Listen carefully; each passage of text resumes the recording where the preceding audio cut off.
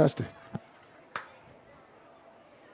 From the Chocolate Mountains to the Sea of Cortez, all along the border on a Friday night, this is exciting Imperial Valley football on VSNSports.net, the Valley Sports Network, and your source for Imperial Valley sports.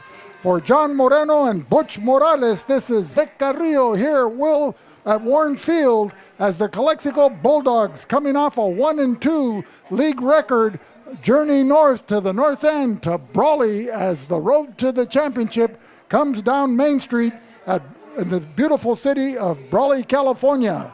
Tonight, the undefeated Wildcats in league play, 2-0, hosting the Calexico Bulldogs, behind the passing and running of Matthew Gutierrez, who had big shoes to fill as a four-year starter.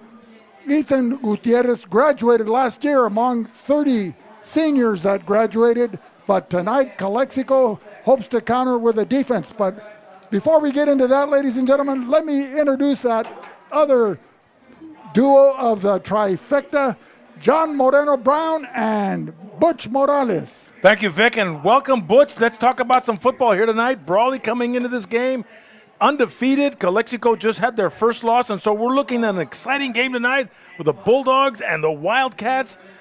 You said it all, Vic. You said a mouthful when you talked about that Matthew Gutierrez, the quarterback for Brawley, but Calexico has Bobby Montejano. That's right, and we're talking about quarterbacks. Let that quarterback guru, Butch Morales, from that championship football team in the early 90s, 93, correct? 93-94. 93-94. Take it away, Butch. Hey, thank you for having me. I'm excited. Glad to be here with you, gentlemen, Vic and John.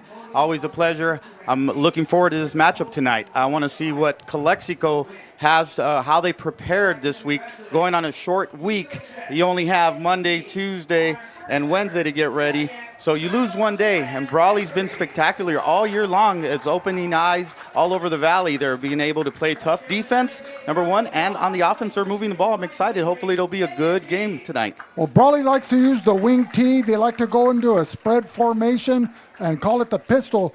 Both quarterbacks are new. They're both juniors. What can you tell us about them on the comparisons and the contrast in their styles? I'm watching them right now as we speak. It's always something that I do prior to the game and watch what their demeanor is, how they're throwing the ball. But Gutierrez came in last year and had, I believe, a game in the playoffs, and he did really well. So he has that experience over Montejano, but Montejano also came in last year. So I'm excited to see who, does well with the offense and able to make good reads, good throws, and basically becomes a good field general and moves the offense forward. Well, under Gutierrez, they've been throwing the ball more this year than previous years. And Ethan Gutierrez, since his freshman year, I thought he was an outstanding passing quarterback. And I thought he would be utilized more efficiently. I shouldn't say that, but I thought he was underutilized. But let's talk about the coaches since you talk about experience. First, we have Fernando Solano in his fourth year as the head coach for the Calexico Bulldogs. He's established a hard-hitting program for the Bulldogs, tenacious on defense. They adopted the wing T offense as well.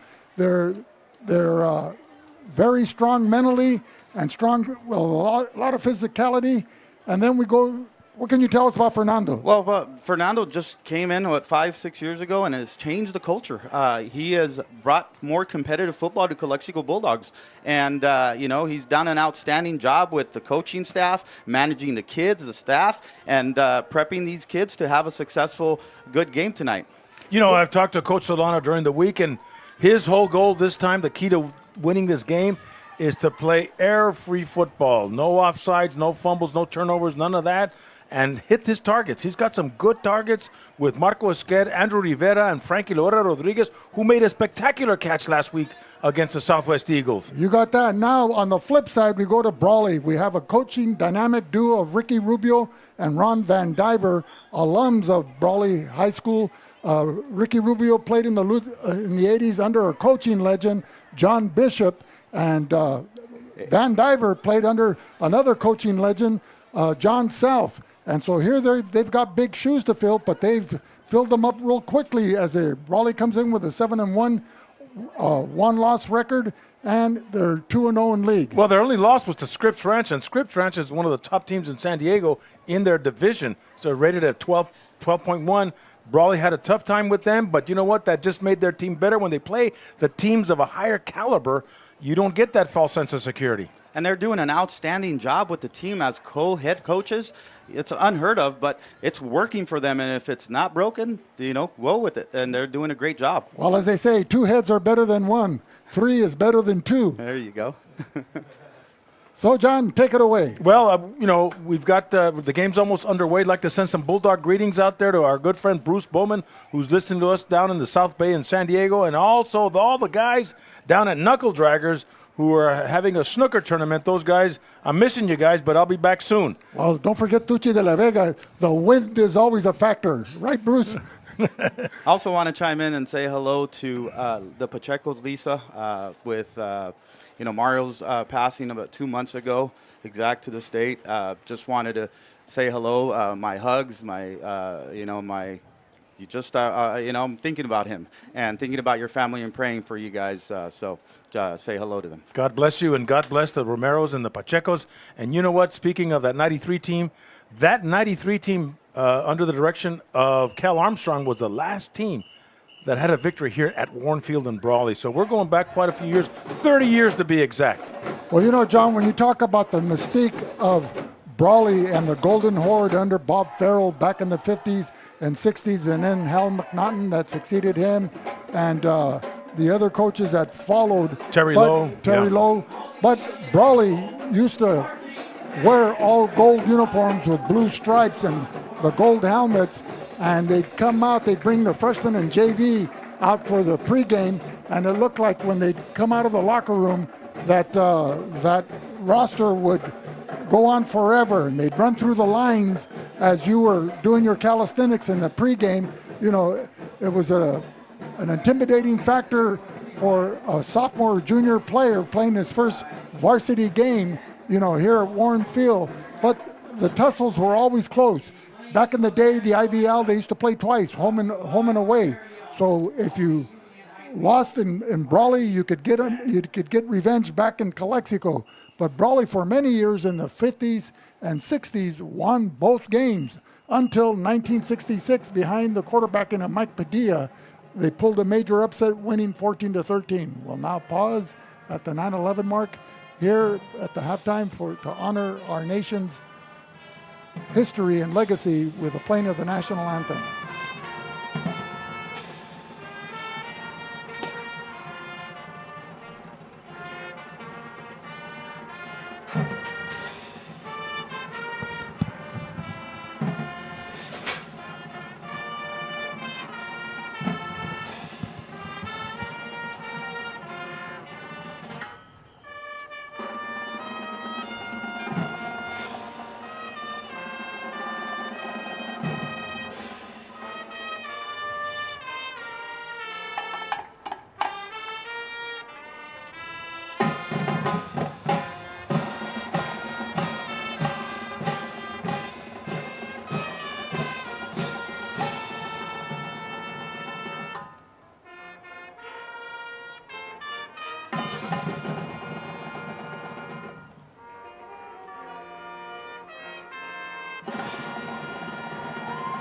So here we are, ladies and gentlemen, at Warne Field on VSN, the Valley Sports Network, and your source for Imperial Valley Sports along with Bulldog Media 2023. As a beautiful night, October night for high school football. We welcome back that voice of choice, the real deal, the Master Blaster, your friend and mine, Johnny Mo, John Moreno Brown. Vic, I'd be remiss if I didn't send a Bulldog greetings out to our good friend Kenny James, who's out in Batesville, Arkansas, tunes us in every time the Bulldogs play. Hope you're doing well, Ken, and give all of my best to Sandra and the family. And this is it, Vic. This is the meat and potatoes of the league. The championship runs through Brawley. Calexico's got to play their A game if they want to make anything happen tonight. No mistakes and good football. A balanced attack with a gun tee and throwing and looking for his receivers. Now, mind you, Brawley scouts very well, and they know how to, stop the pass, stop the run from any opponent that they've had. Coming in with 7-1, that's a testament and thank you to Billy Brewer, the athletic director, par excellent here tonight that showed us a lot of great hospitality, along with our good friend Chaka, Charlie Alcantar from the class of 1978 at Brawley. Well, John, you mentioned Kenny James from the class of 68. 55 years ago, he graduated and played in a historic baseball game. But tonight, Brawley's celebrating homecoming. Calexico last week took on the Southwest Eagles. It was their homecoming. I believe when we do Calexico against Vincent Memorial next week for the Battle of the Border, it'll be homecoming as well. So those teams will be fired up. Tonight's game is being brought to you by, or what do you want to do next, John? I was gonna call in the captains that are coming out here. We have captains for the Wildcats: Chris Camilo, Brandon Porras, Matt Gutierrez, and Gilbert Valenzuela, who are escorting Phil Magana, who served as Brawley Union High School resource officer, and he's been in law enforcement for 24 years. And Calexico's captains are number 2, Andrew Rivera; number 4, Marco Esquer; number 10, Leo Canchola; and number 11, Alcala. Angelo Alcala. Now he wants to go by Angelo. He goes by Angelo. AA. So they're filming. They're getting ready for the coin toss, and and then they'll decide which end zone they'll get. So, John, what are you looking for tonight in this game? A traditional rivalry game that dates back to the early 1900s? 1920, 21 Brawley came, maybe 22. Boy, I knew you'd bring out your almanac. Almost over 100 years, but it hasn't been much of a rivalry lately because the last time the Bulldogs beat the Wildcats was in 2000, October 27th, 2000. It was a 14-0 victory for Calexico, and we've got 23 years in a dry spell. So it's been a while. And, you want to talk about rivalries, you talk about those close games, where they go back and forth. But nonetheless, Imperial Valley football is king in October, and that's where we're at tonight. Well, John, that's why I got you 2 bottles of water plus a Gatorade to quench that thirst and that dry spot. Butch, your analysis. Well, it's going to be hopefully a tight, exciting game. Brawley's looked good lately. Right now, like I mentioned, they're one of the top teams in the valley, and they got it. They're pretty much on all cylinders. They're running the ball, they're throwing the ball, they're balanced, they're a great defense. The Bulldogs just have to play mistake-free football. They got to be able to sustain the drive, keep the offense on the field, and score and be able to punch it in when it's needed. When you drive 60, 70 yards, you got to finish with 6 points. And like I mentioned, mistake-free football.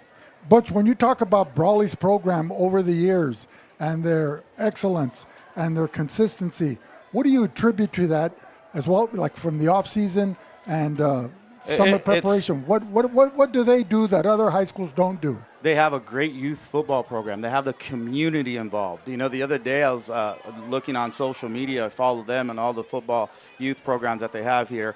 And they have a sled for a 10U team. They're driving a 5-man sled, so that costs money. So it's fundraising. It's playing them when they're 7, 8, 9, 10, 11, 12, 13. Now they have experience. Now they could compete and have a good team, and that's pretty much what they do. They do an outstanding job with the youth program. And when the youth get to high school, what does a high school do to prepare them to get to the varsity level?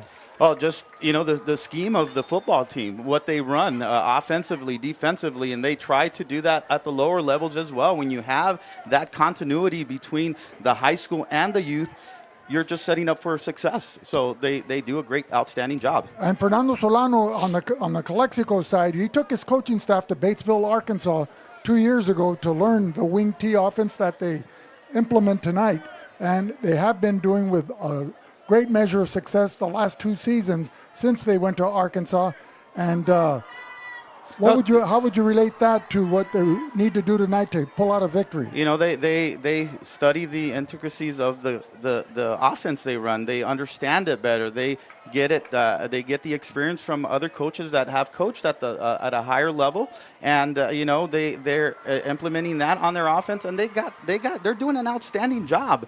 They just got to figure out on how to play mistake-free football, be competitive, and at the end have that opportunity to win the game. compete and get an opportunity. That's all you ask for. Now, instead of playing pound and ground, Brawley has been putting the ball in the air more frequently this season behind Matthew Gutierrez. But both teams, are they mirrors of themselves when they line up? Well, I think Brawley has. They're more dimensional. They have the ability to pass, and the passer they have under Matt Gutierrez, he does outstanding throwing the ball right now. He throws it with intent. He runs. He reads defenses very well, and he's a great leader out there. The Bulldog quarterback, Montejano, also does an outstanding job, but he needs to play mistake-free football, complete some passes, open up the offense, either be underneath or over the top, and be able to balance it with the run. So, well, just to make a quarterback comparison, John, before we hand it over to you, Gutierrez has thrown 136 passes this year, completing 89 for 1,237 yards and 21 touchdowns. Brawley used to have maybe one touchdown a game. Type of thing in the air as we get set for the kickoff. Pass is kickoff to number 2 and finds an open hole at the 40. That is Abraham Ceballos, and brought down from behind by number 3, Leonel Canchola, but he crosses midfield and gets to the Calexico 43-yard line. So offensively, Brawley likes to run behind the blocking of Omar Torres, Connor Shalupnik, David Kim, Jacob Padilla, along with Franco Morales, Joe Lopez, Andrew Tigert, and Alejandro Cota. 8 linemen to pick 5 from to open up the running lanes for the likes of Zane Richards, their fullback, and Matthew Moreno, their tailback. Moreno wearing jersey number 23. Quick pitch to Moreno, who takes it to the right side and gets a first down and more. And all the way to the 20-yard line, brought down by number 11, Angelo Alcala, from his linebacking position.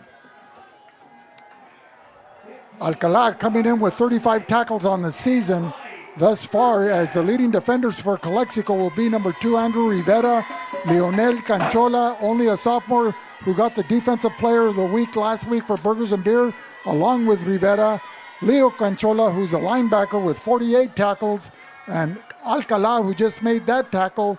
Perez, Vasquez, Ramirez, and Zavala are the leading defenders for Calexico. A 1st and 10 at the 21 for Brawley. Another pitch.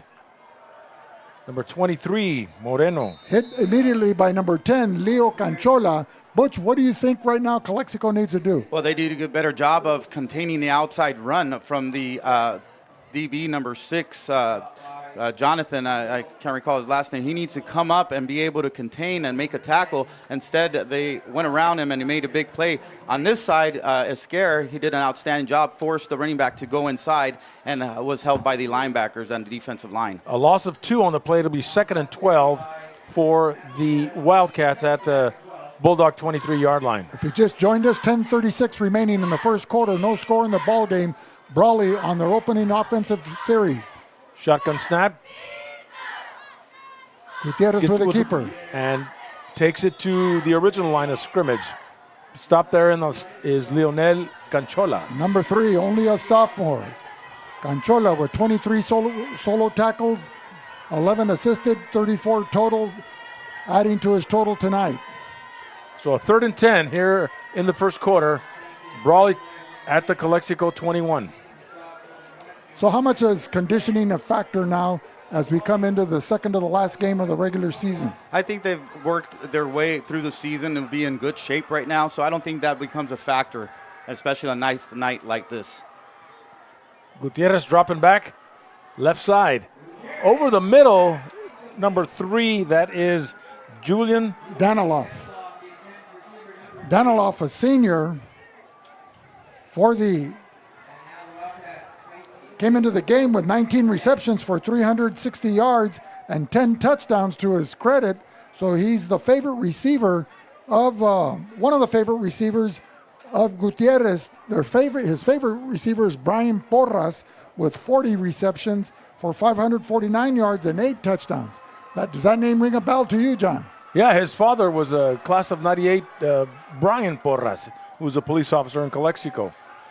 So a 4th and 10. Gutierrez out of the gun. Left side, finds a receiver, passes caught. Porras. Wait a minute, it's incomplete. And Calexico takes over, holds the drive, and will get the ball at the 21. Elsewhere tonight, you've got Central and Imperial and Vic. That's another outstanding game. Imperial coming off a loss last week against Brawley, but you got Will Torres, Ron Rubio, and Coach Mike Swearingen calling that game on VSN. That's homecoming for the Central Spartans. Tonight's referees, provided by the Imperial Valley Officials Association. The head referee wearing the white hat, standing by the Bulldog huddle, is Gene Martin. The umpire is Nathan Binker. The head linesman is Isaac Silva. The line judge is Sal Carrillo. And the back judge is Sean McLaughlin. 9.5 minutes left in the first quarter. Calexico with a first down. Bobby Montejano gives it to Alcala. And having a tough time, so a loss of 2. So defensively, the Wildcats like to go with number 2, Abraham Ceballos, number 4, Brandon Porras, Zane Richards, number 5, Jonathan Arreana, number 7, Matthew Gutierrez, who doubles down as a linebacker as well. An outstanding wrestler, 2-time Division III champion for CIF, as well as being an outstanding baseball player playing in the outfield, and he's only a junior. 2nd and 12 from the 19. So he really took the leadership helm by the reins, and has really led this team not only in the weight room in practice, but on the gridiron. Alcala finds a hole up the middle and takes it to the 40 as he's brought down behind by number 9 that's Alec Valdez. Valdez comes into the game with 20 tackles. But a first down for Calexico. 5'11", 185 pounds. In the Central game, Central's up 7-0 over Imperial. And that's in the first quarter. So 1st and 10, Calexico at the 39. Montejano and Alcala in the back.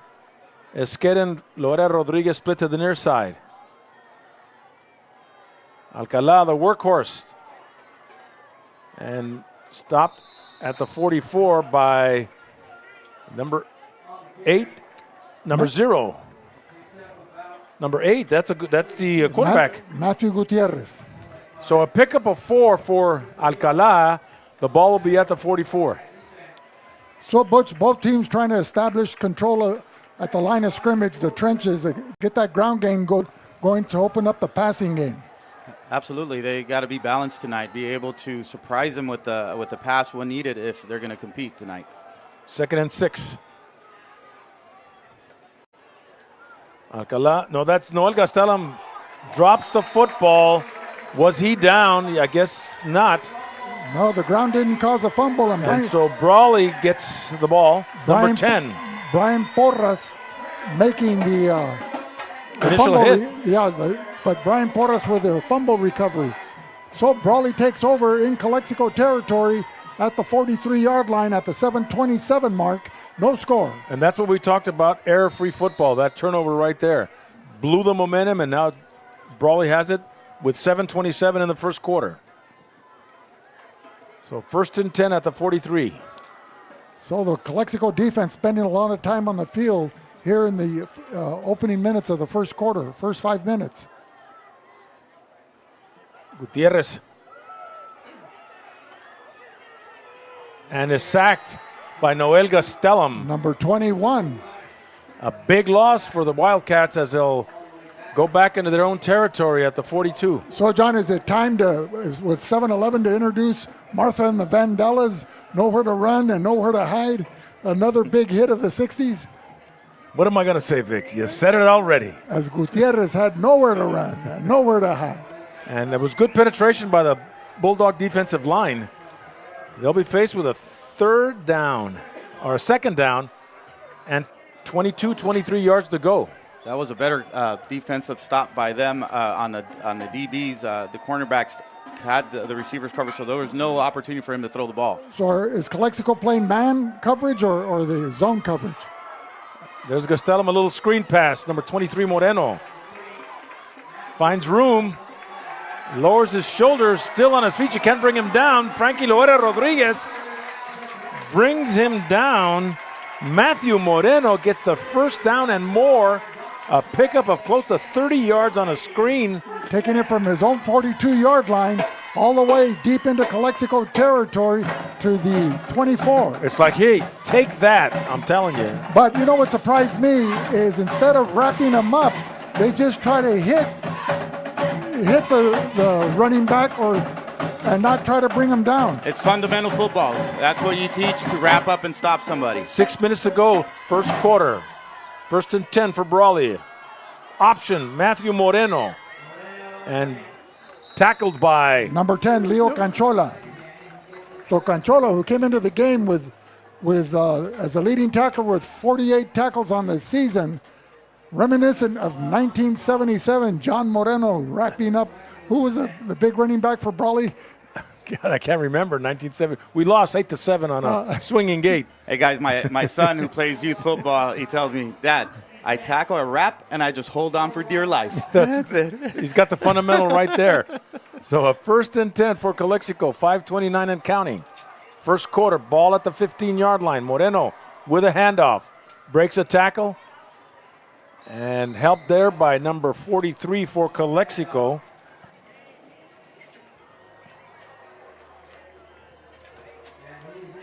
Marlon Sanchez. But not after he picks up 7 yards, and he'll take it inside the 10-yard line at the 9. So a 2nd and 4. That's when you didn't want your defense playing with roller skates instead of cleats, because they're sliding all over the place and being pushed around. So Calexico backed into the red zone, in their own red zone, as they're inside the 10. The ball at the 8-yard line, a 1st and, 2nd and goal? Not yet. Matthew Moreno. I'm sorry, Matthew Gutierrez looking for his receiver.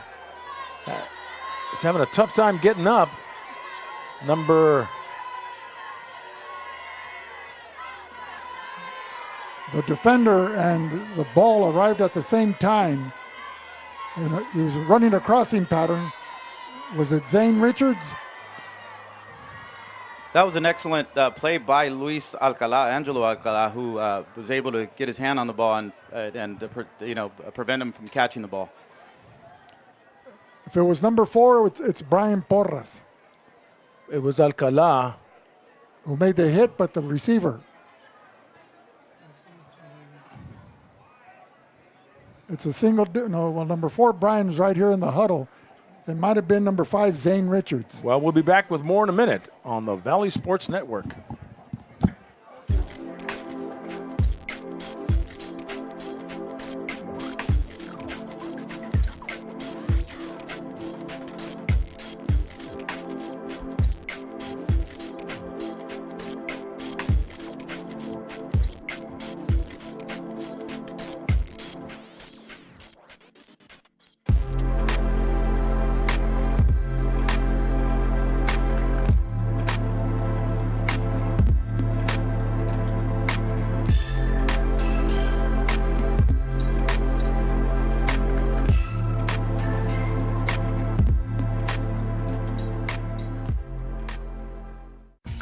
We're live here at Warne Field in Brawley.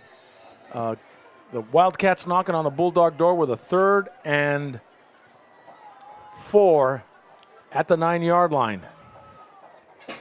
Gutierrez and Moreno in the back for the Wildcats. Gutierrez looking to the left side, finds a receiver, passes, caught, touchdown. Brawley, number 3. That is Julian Danilov with a touchdown. Running a flag pattern to the left side. Well, Danilov, from the 9-yard line, finds him open. Danilov, one of the favored targets for Matthew Gutierrez. How would you describe that pass play and pass and catch reception? That was a corner route. Was able to get outside of the safety, and Gutierrez threw a perfect ball. He's taught to throw it to where the pylon's at, right in the corner. He did, and the receiver went up for it and made a great catch on the ball. And the kicker, number 19, splits the uprights And now we're Brawley 7, Calexico 0 with 4.5 to go first quarter. And we'll be back with more in a minute on the Valley Sports Network. Could you use help with your electric bill? Imperial Irrigation District, your public power provider, offers several payment assistance programs. Our income-qualified customers can save up to 20 or 30% on their electric bill and also receive assistance if they face service disconnection for non-payment. For assistance, call us at 1-800-303-7756, visit one of our customer service centers, or find us online at iid.com. IID, where customers always come first. We're back here live at Warne Field in Brawley. Brawley just scored a touchdown on a corner route by Julian Daniloff from Matthew Gutierrez. And Wildcats will be kicking off to the Bulldogs.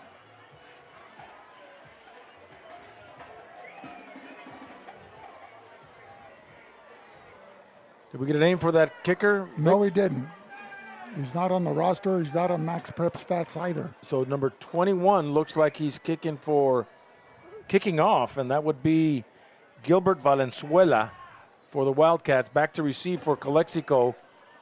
Frankie Loera Rodriguez, Andrew Rivera, and up is Jonathan Pacheco.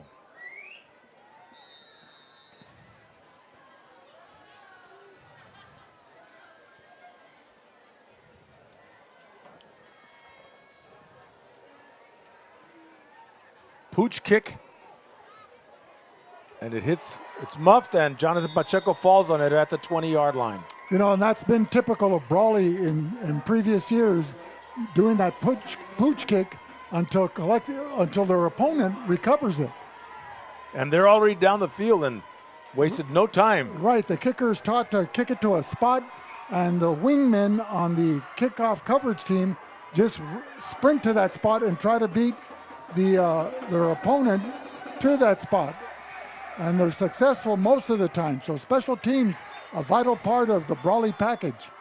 1st and 10, Calexico, Bobby Montejano shotgun.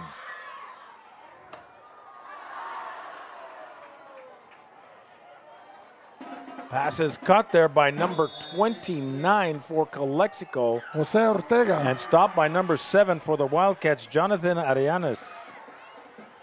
So a first down for the Bulldogs. The ball will be spotted at the 35. Jose Ortega, only a sophomore, 6'2", 170 pounds, going up to catch that pass over the middle.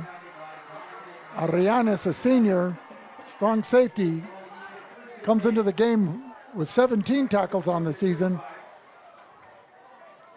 But more importantly, a first down for Calexico. The handoff to Alcala, left side.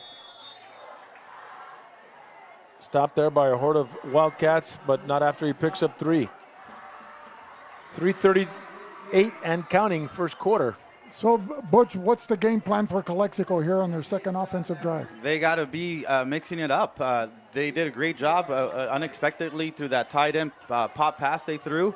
Down the seam, they were able to catch them with a big gain, and I just got to run it and mix it up. That's what they're going to do to be successful tonight. Second down. Angelo Alcala looking for some blocking. Stopped by number 31 and number 4 for the Wildcats.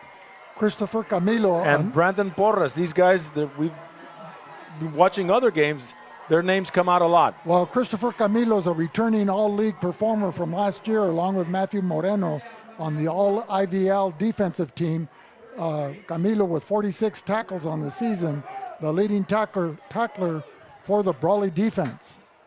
3rd and 3 for Calexico at their own 42-yard line. Leo Canchola now in the backfield. He'll get the handoff. He gets some blocking. First down. And a little bit more as he takes it to midfield. Stopped there by number 9 for Brawley. That is Alec Valdez. So, Butch, from a physical standpoint and a size standpoint, both teams mirror each other. They're all about the same size. You look at the roster, the heights and weights, etc.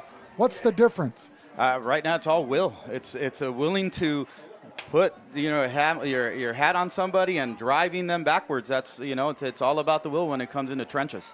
So this is where they put in all those hours in the weight room and all those sprints out on the football field and all those laps. The weight room, getting in the weight room. And running up and down the bleachers. First down, intercepted by the Wildcats, number 5. Zane Richards. And Zane Richards stumbling at the 41. So a good pass, but not good enough from Bobby Montejano. So another turnover for Calexico here with 1:38 remaining in the first quarter. Calexico down by a score of 7-0. Brawley leading here in their homecoming celebration.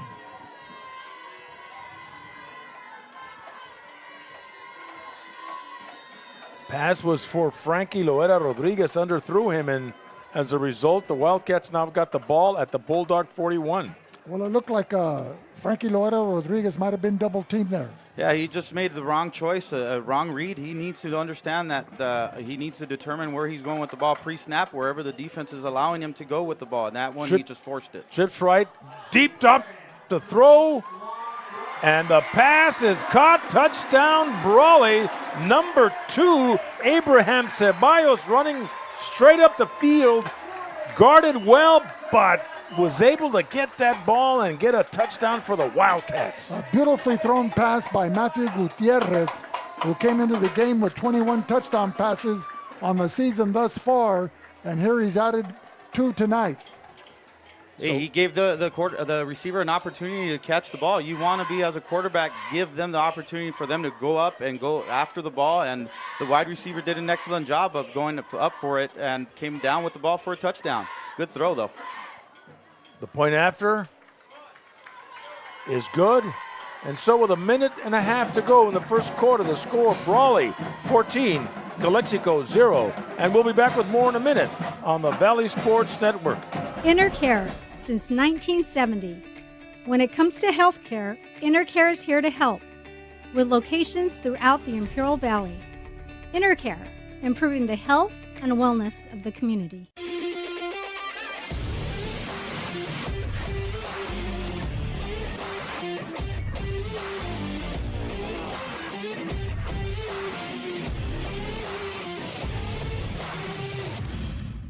Marianne Valenzuela Fenley is your State Farm insurance agent in the Imperial Valley.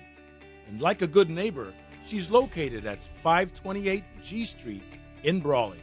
Call State Farm agent Marianne Valenzuela Fenley at 760-344-0447 for your home, auto, and life insurance.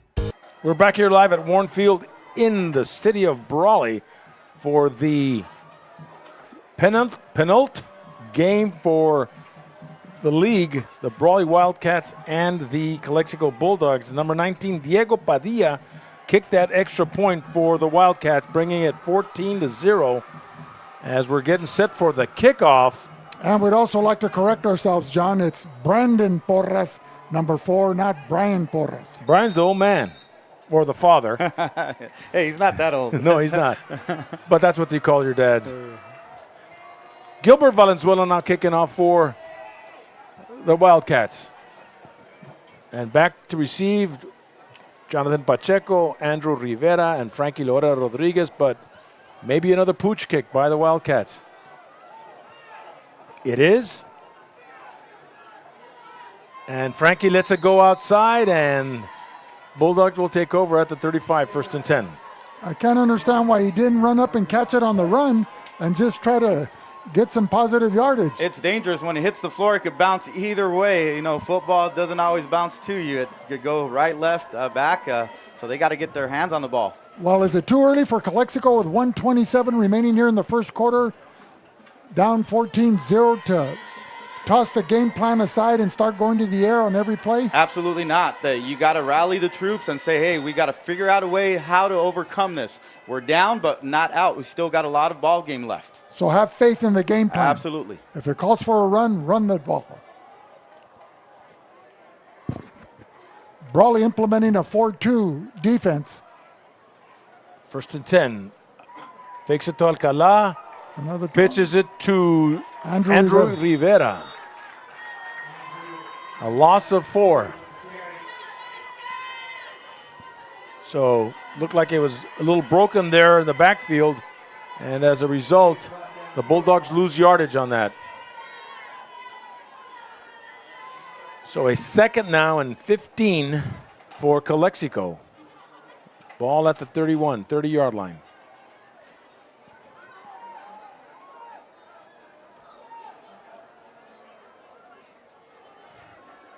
Three receivers to the right.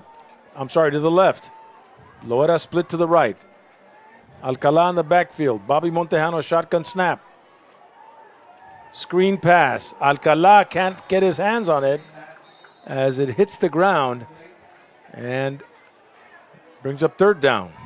That was a good read by number 31, which is their linebacker, I believe, Camilo. Yes. Yeah, he read it well, saw the the running back going out on a screen and was able to get through the offensive line close to a tackle. If he would have completed it, he probably would have been there for the tackle. So good job by him. Well, you know, Brawley lost 30 seniors from last year's varsity squad, but they returned 8 key players that have really not only stepped into the leadership role here as juniors and seniors, but they play as seasoned veterans and they lead by example. 3rd and 15. Leo Canchola in the slot. In motion. Fakes the dive to him. Bobby Montejano can't find anybody, will keep it. And on his feet, but brought down quickly by number 4. That is Brandon Porras. He picks up pretty close to 10 yards and he'll take it to the 39. See, John, it takes a wise man to allow himself to be corrected and humbled by the masses. That's a sign of true leadership. Keep it up, John. Thank you, Vic. I had it in me. 4th and long. And the end of the first quarter is now in the books. Brawley's up 14-0. Tonight's game is brought to you by Esqued Realty. Discover your dream home with Mark Esqued Realty. In Calexico, call Mark Esqued at 357-9707. By Burgers and Beer in El Centro, with the best burgers in town, open 7 days a week. Come watch the VSN Game of the Week at Burgers and Beer. By the El Centro PD, dedicated to serve our community through partnerships, professionalism, and uncompromising excellence. By Imperial Valley College, founded in 1962 and the top junior college in the nation. By La Fonda Bar and Grill, a fiesta of flavor in every bite. Located in El Centro, spice up your dining experience with an El Centro tradition, La Fonda. By Imperial Flyer Service, taking care of the Imperial Valley with all your aviation fuel needs. By the Imperial County Health Department. The mission of the Imperial County Health Department is to promote, protect, and support health of the people. So switch sides. Calexico's going to punt. Dominic Diaz. Spiral. Bulldog bounce into the hands of number 7. Breaks a tackle. Brings it this way. That's Jonathan Areanas. And is pushed out of bounds by number 50 for Calexico. Along with number 3, Leonel Canchola, and number 50, Diego Trejo. There you go, John. That is my buddy Oscar's nephew. Right, he's a senior. Oscar couldn't make it tonight because he's hosting a pool tournament. On a Friday night, Thursday night. That's right. Thursday night. I keep forgetting it's Thursday nights. They're keeping the beverages cold for me. Nothing like a Diet Coke. Right. A 7-Up. First and 10. And a sarsaparilla. The Wildcats at their own 38. Matthew Gutierrez in the shotgun with Matthew Moreno. Gutierrez on the option has trouble finding room. Is stopped by 23 and 43 for Calexico. 23 being Luis Vasquez and 43 Marlon Sanchez. No gain on the play.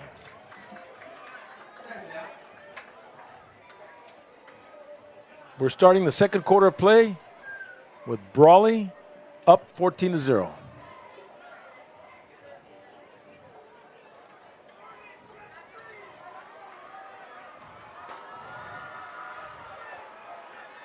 Second and 10.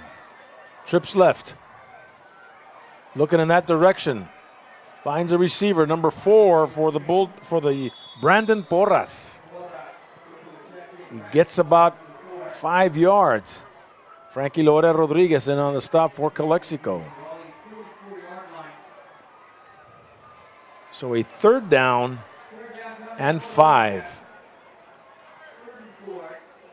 The Wildcats with the ball at their own 44. There's still plenty of football to be played here in this ball game, John, as we're coming into the third.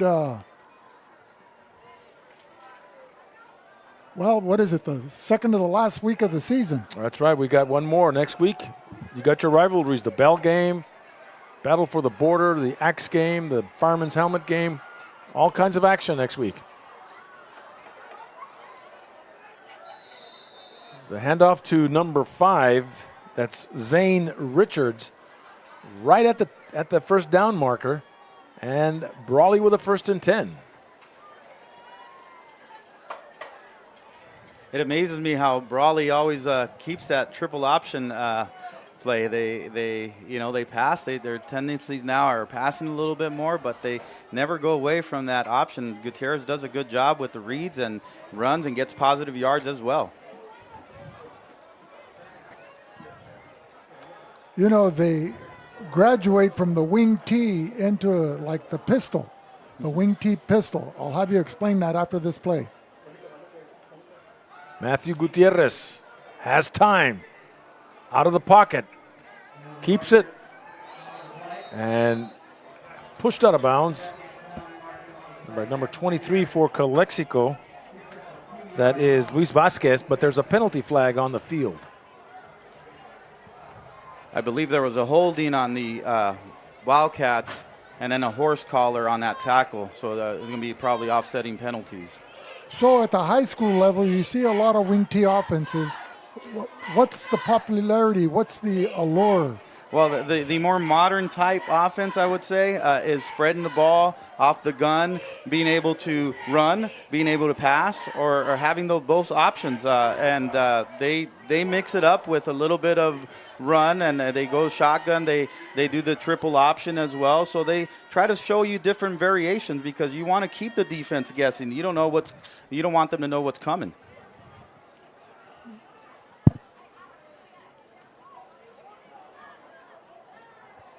Well, we got an injured Wildcat on the field, and it's a holding penalty against the Bulldogs. I'm sorry, against the Wildcats, and that's number 3, Julian Danilov, getting helped off the field. So, Butch, El Centro in their spread offense, hurry-up offense, they like to put 5 receivers out on the pass play. The wing T, what's their secret? You look at Central, and then you look at Palo Verde. Palo Verde runs a wing T type formation where they just go basically foot to foot with the offensive line and just run it down your throat, downhill, and run it, and they want to eventually pop one for a big play, but it's just more of a running game. But they implement or utilize 2 tight ends that are really like glorified tackles, so they have those 2 extra linemen there to help the running game. Absolutely. Matthew Gutierrez fakes the dive to Moreno. Keeps it. Finds room. And someone loses a helmet. Brought down by number 11, Angelo Alcala. That's number 10, Leo Kancholavic. Oh, was it? Hate to correct you. That's okay, John. And just after 30 years, I feel like this is almost like a marriage. It is. I stand to be corrected. Hey, just what we just talked about right now with the quarterback Gutierrez, what he did. If you looked at, he had a spread offense. He got 2 receivers on one side, 2 receivers on the other side. Faked it to the running back and was able to keep it based on the linebackers committing to that run, and he ran for 10+ yards. Excellent keeper by Matthew Gutierrez. So 8:35 remaining here in the second quarter. Brawley 14, Calexico 0. Ball at the 35 on a 1st and 10. Pass intended to the left side, looking for a flag. Number 4 was the intended receiver, Brandon Porras. So when you go back to the old quarterbacking days, Butch, quarterback under center, you'd always talk about a 5-step drop, 7-step drop. Now with a spread, is the drop back? Well, you don't even have to drop anymore, especially when you're trying to get the ball out of your hands quickly into the receiver, which is a playmaker. Screen passes, you catch and throw. So you're timed off how quickly you can get the ball into their hands. 1 step to get a rhythm, and 3 to get the receivers to go deeper on their routes. It's timing. It's all about, doing the reps, getting time, getting comfortable with it. But now it's just simply no step, 1 step, or 3-step. Well, they have 3 receivers here split out to the near side. And time has been called. And we'll be back with 8.5 to go in the second quarter. We'll be back with more in a minute on the Valley Sports Network. Whether you're looking to purchase or sell, your next home awaits. Give the Dom team a call. With over 50 years of experience and over 100 years in the Imperial Valley, Andy and Doug can help you find the right home at the right price fast. Visit us online at www.thedomteam.com. and let Andrew and Doug find the perfect home for you. Call today, 760-337-8600. Ojeda Industries is here to offer solutions with exceptional products and services for all your agricultural, industrial, and power transmission needs. It's Ojeda Industries, hydraulic repair service in Brawley at 1698 Jones Street. Call us at 760-623-7299. We're live here at Warne Field in Brawley. In the second quarter, 8:27 to go. Brawley has a football. A 2nd and 10 at the Calexico 34-yard line. Matthew Gutierrez and Matthew Moreno in the backfield. Matthew Gutierrez, screen. Number 5, that is Zane Richards. Finds room down the near sideline and tackled at the 1 by Marco Esquer. A good play for the Wildcats as they're now a first and goal away at the 5. Well, Zane Richards, the second leading rusher for the Wildcats behind Matthew Moreno, as he had 46 carries for 379 yards, but more importantly, he averages 8.7 yards per carry and 5 touchdowns. So he gets the Wildcats deep into Bulldog territory inside the red zone at the 4-yard line, first and goal. Brawley in all blue uniforms going left to right on your visual screen. Moreno takes it from 5 yards and scores a touchdown for the Brawley Wildcats, bringing the score up to 20-0 in the second quarter in favor of the Wildcats.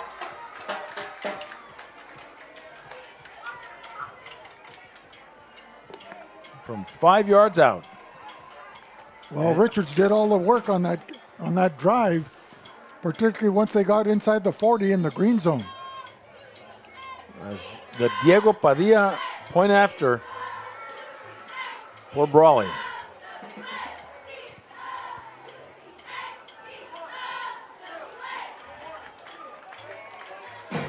And it's good with 7:39 to go in the second quarter. Brawley's up 21-0. Tonight's game is brought to you by Letterman and Bros. Have you earned your varsity letter? We'll get your Letterman jacket started today. Call Dan at 760-693-5034. By Reach Medical Response Service. Donnie Wharton reminds you that when seconds count, you can depend on Reach Medical Transportation Service. By Sanders Incorporated, Architecture and Engineering. Experience innovative design with Jimmy Sanders Architecture and Engineering. Elevate your projects with our expertise today. That's Sanders Incorporated, a proud supporter of Imperial Valley football. By Keystone HR. Unlock your company's potential with Keystone HR, the trusted partner for all your human resource needs. Choose Keystone HR and build a stronger, more productive future for your business. Call Robert at 760-357-2929. By Sunbelt Rentals. You need equipment for your next project? Look to the experts at Sunbelt Rentals. We've got the tools you need, whether it's big or small, from construction to do-it-yourself. Sunbelt Rentals at Highway 86 in Imperial. Visit us or our website at sunbeltrentals.com. As we're getting set for the kickoff by the Wildcats. Number 21, that is Gilbert Valenzuela. And the Bulldogs have come up now as they're standing at the 15-yard line. Another pooch picked up by Andrew Rivera at the 30 and brought down immediately by a horde of Wildcats where the Bulldogs will take over 1st and 10. Well, John, it's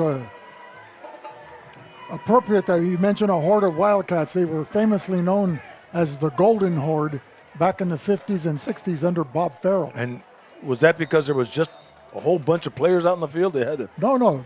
Whether they were home or away, they always wore their gold uniforms. You know, they didn't wear blue jerseys. It was always the yellow jersey, yellow pants. But a horde means a whole bunch of them. Well, that's correct, John. You got it. 1st and 10. Bobby Montejano, Alcala with the handoff. Couldn't find anything there and gave the extra effort and picks up 12. That's Alcala. Alcala stopped by number 9. That's Alec Valdez. Valdez with 20 tackles coming in to tonight's ball game. So Brawley very tenacious on defense, and in modern times, John, they call it gang tackling. Back in the day, it was a horde of tacklers. And this is the Golden Horde. So 1st and 10, Calexico at their 42-yard line. Alcala with a handoff coming this way. And in on the stop, number 2 and number 8 for the Wildcats. Abraham Ceballos. I'm sorry, number 9. And Alex Valdez again. Alec Valdez. And no gain on the play there for Alcala. So 6:45 remaining here in the first half. Calexico now finds themselves down by a score of 20-0. Esquer split to the near side. Leo Canchola in the backfield now with Bobby Montejano in the shotgun. Gives it to Andrew Rivera. Andrew finds room, taking a couple of guys with him, gets the first down and more, and he won't go down until finally, but not till after he picks up 14 yards. Now, Butch, using the short side of the field from the hash mark to the sideline, you would think from your casual observer that doesn't give him a lot of room to operate, but yet he was successful getting that first down. They're down 20-0. They're being tested. It's about them now showing the character, running the ball downhill. It doesn't matter what side you're going to run it. Just run it downhill, get positive yards, and they've done it a couple of times and getting a little bit of momentum. So field position is not paramount right now. It's just mano a mano. Noel Gastelum with the handoff and stopped there by number 52 for the Brawley Wildcats. That's Nathan Torres. Nathan Torres, and he picks up, but there's a penalty against Calexico.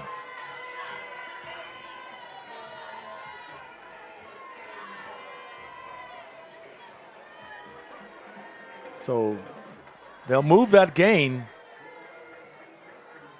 10 yards, holding penalty. Well, number 12 is Clemente.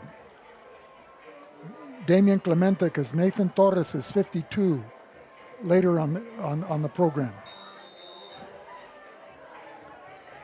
So 1st and 20 from the 45. Calexico with the ball. Time is a factor here in the closing minutes of the first half. 5:40 remaining. Calexico down by 20-0. Montejano looking for Esquer. And looks like it may have been incomplete, as Esquer was guarded well by number 4, Brandon Porras. So 4-on-4. There, no pun intended. Brings up a 2nd and 20. Into the ball game for the Wildcats, number 58, nose tackle, Joel Reese, a senior.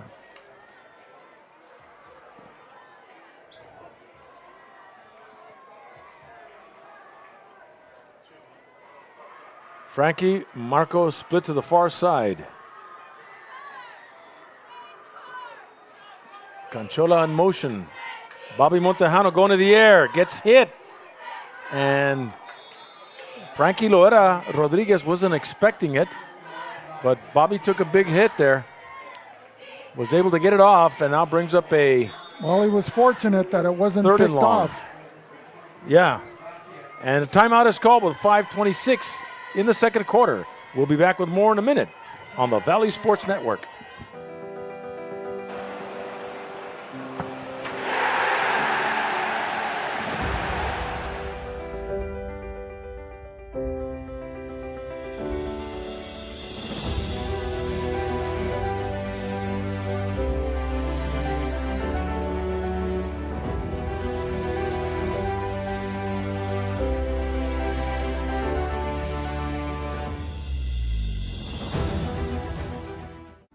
Imperial Flying Service, taking care of the entire Imperial Valley with all your aviation fuel needs. Imperial Flying Service is a proud supporter of our U.S. military, the aviation community, and all Imperial Valley communities.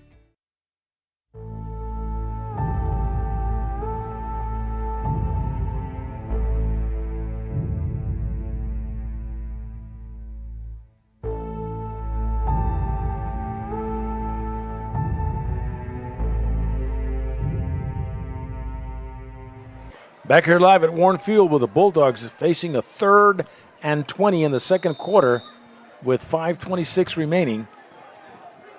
Montejano and Gastelum, Noel Gastelum in the backfield. Montejano dropping back, no time at all. Penalty flags are flying, and he was running for his life. Well, the defense and the linebackers rushed like nobody was in front of them, and to impede their rush, and Montejano was flushed out of the pocket quickly. But Butch, talking about the offensive passing strategy, sending one deep receiver like we saw with Marco Esquer, not allowing you to have any checkdowns if he's not open, versus a short, quick passing game. Well, right now, what Brawley's doing is getting 3 defensive back. They have a safety in the middle, a corner on the right side, a corner on the left side. Their responsibility is not to get beat deep, and everything underneath is open. They just got to continue to get the ball out of Montejano's hands a lot quicker. It's too long for it to develop. Get the ball in the receiver's hands on a quicker route, and hopefully make a big play and force them to come up and then go over the top. So, and what kind of pass routes would you call those? Just quick screens or a zero, like a comeback, quick comeback, a quick slant, a quick out. You attack the underneath, which are the flats, the slants.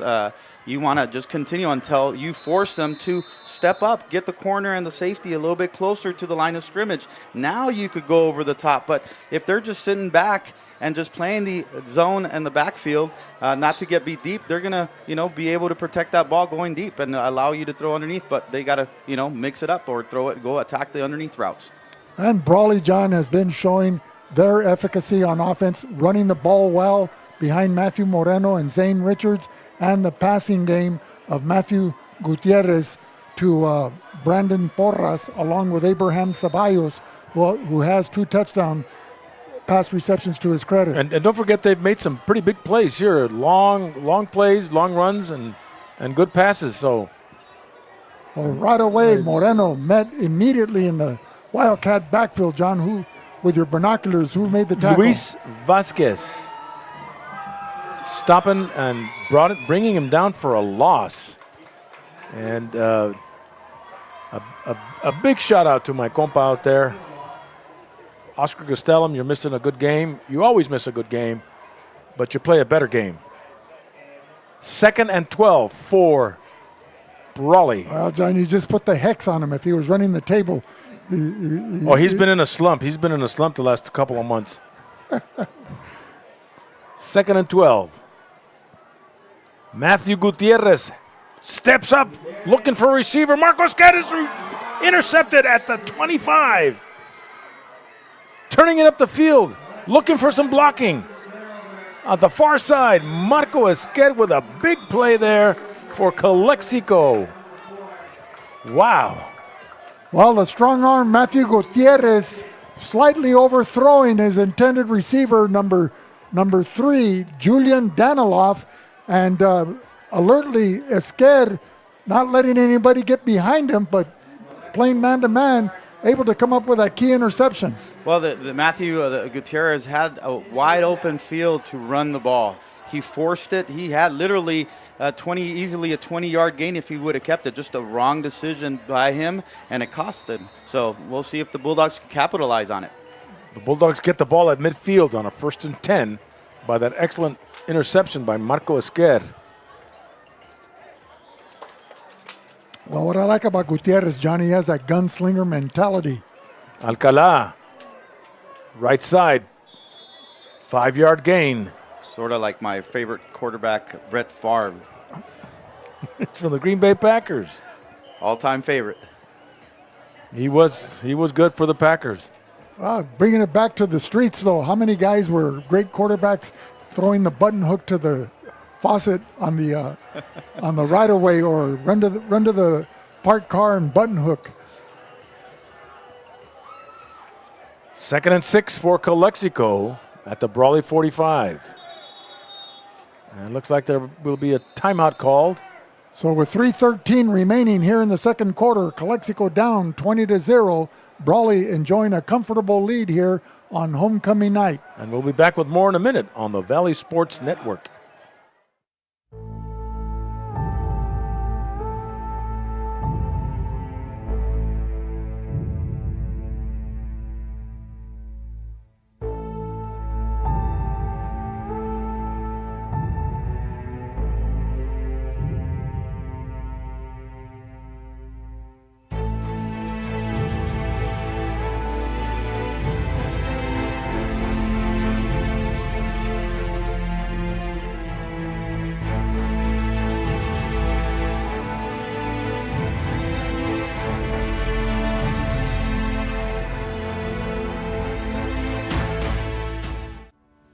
Grosso's, an Imperial Valley tradition since 1955. Family owned and operated. Located at 1902 West Main Street, El Centro. Grosso's is open Wednesday through Sunday at 5 p.m. Order to go or come in for the Italian dining experience. Back here at Warne Field, the Bulldogs have the football on a 2nd and 6 at the Brawley 45. Bobby Montejano running, flushed out of the pocket, scrambling. Trips as he tries to go forward. And that was number 31, Christopher Camilo, all IVL last year. So brings up a 3rd down, Vic. Camilo, the leading tackler for the Wildcats on the season, coming in with 46 total tackles. So, you're not going to escape the clutches of the Brawley defense very easily. They'll bend, but they won't break. But they're always in attack mode. Marco and Frankie split to the far side. Andrew in the slot. Bobby Montejano tries to shed it. He sheds a couple of tacklers, spins, penalty flags, and can't find that needed time he needs to. Well, you can't have an effective passing game where as soon as you catch the ball, the defense is already on top of you. And that's what Butch said. I mean, I won't forget it, that your key players are your offensive line, to give the skill positions time to do something, time to make it happen. And the holding penalty is declined. So, Calexico in their opening 5 games of the season were very physical on the line of scrimmage. What has changed, and what can you do to get them back on track? Well, they're playing at the higher division. But go ahead, Butch. No, I said that they've been doing good. They've had a couple of good drives, but what's killing them right now, mistakes. A turnover on the pass. But you have the defensive guy in front of you. They run a 4-man front. Can't you tell the guard and tackle block the guy in front of you. Don't let him get around you and through you. I guess it's easier said than done, Okay. Vic. Are you a man or a mouse? Where's the cheese? Dominic Diaz punting for Calexico, and Brandon Porras back to receive. 2:16 to go in the second quarter. Oh, a fake punt. He needs to get across the 40 to the 39. And that was Marco Esquer. Didn't quite get there. He got to about the 41, needed to get the 39. So Brawley will take over on downs with 2 minutes to go in the second quarter. Well, John, your thoughts? No, I think you're playing a Division II team, ranked pretty high up there. Brawley and Central Division II, and you've got an established program with a tradition, that we've seen since we've been broadcasting games 30 years. We've seen the Brawley program just head and shoulders above a lot of the other schools in the valley. Matthew Gutierrez, screen, and brought down by Luis Angelo Alcala and Zane Richards, losing yardage there. So Alcala making an excellent tackle there to keep a big play from happening. Ladies and gentlemen, we'd like to invite you all to stay tuned for our halftime show as we have that young and energetic city councilman from Brawley, mover and shaker along the Southern California region at SCAG, the Southern California Association of Governments, Gil Rebollar Jr., who will be our halftime guest here. Second and 15. The swing pass here to the near side to Brandon Porras. He gets it up to midfield, but not quite enough for a Brawley first down. So approaching the 1 minute mark, Brawley still has their foot to the pedal, Butch. So they're not letting up. They'd like to score before they go in at halftime, maybe put that nail on the coffin. Tonight's game is brought to you by the Town Pump Steakhouse, open Tuesday through Saturday. Call us for reservations at 344-3663. Come by and experience a Valley tradition. The Town Pump Steakhouse by Marianne Valenzuela Fenley, your State Farm insurance agent. A trusted partner for protection and peace of mind. State Farm has your back. Get a quote today and experience the confidence with Marianne Valenzuela Fenley at 344-0447. By Prime Hydration with bold, thirst-quenching flavors to help you refresh, replenish, and refuel. That's Prime Hydration, brought to you by Alfred's Distributor. By Almada's Outlet, the best brand mattress at the best prices in Imperial Valley. Get a free box spring in any mattress with Almada's Outlet. By CR&R Incorporated. Are penalties piling up in your trash area? Team up with CR&R Environmental Services, your local MVPs in trash and recycling. Tackle waste problems head on with our reliable collection services. CR&R, the face of a greener generation. So third and 2. Wildcats, Matthew Gutierrez to Matthew Moreno, who fumbles the football and is recovered by number 3, Leonel Canchola. Was he down?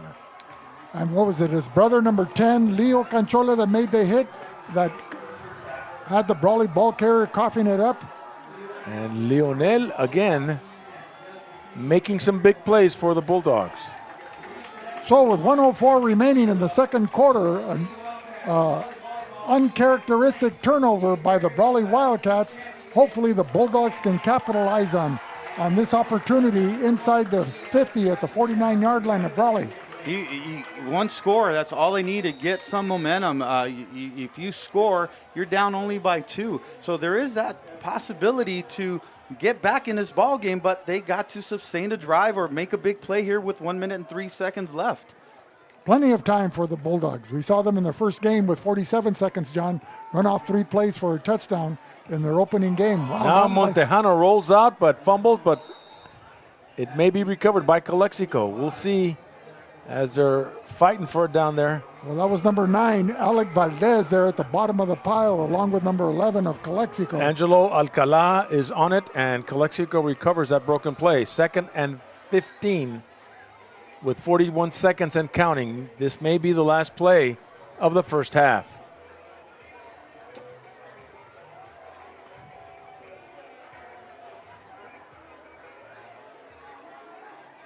Montejano.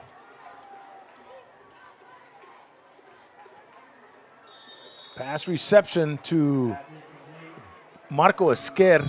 Brought down immediately by Matthew Moreno, number 23 for the Wildcats. And they're stopping it, and with 17 seconds to go, we called for a timeout. Your county supervisor, District 1, Jesus Cachu Escobar, is a proud sponsor of VSN. He'd like to thank its constituents of District 1, and he wishes the Valley teams good luck. By Johnny's Burritos, founded by Johnny and Ana Maria Palomino in '63, serving homemade Mexican and American food, located in Imperial and Brawley. Experience excellence with IV Welding and Mechanical. Our skilled team delivers top-notch welding and mechanical solutions for your industrial needs. From precision welding to machinery maintenance, we've got you covered. Choose IV Welding and Mechanical for quality craftsmanship and unmatched reliability. Contact us today at 760-482-WELD. And by the Que Pasa Calexico podcast with Jose Alejos, who's been doing it for over 6 years. He's interviewed people who have ties with the Imperial Valley. Stay tuned for our halftime show, and we'll talk about the first guy that started the podcast. That's Gil Rebollar. Calexico with the ball, 3rd and long. Alcala chumping his legs, crossing midfield to the 46. A gain of 10. And that could be the final play of the first half. And that's it. Halftime, 20-0 Brawley. Here on VSN, from the Chocolate Mountains to the Sea of Cortez, all along the border on a Thursday night. We'll be back with more in a minute on the Valley Sports Network.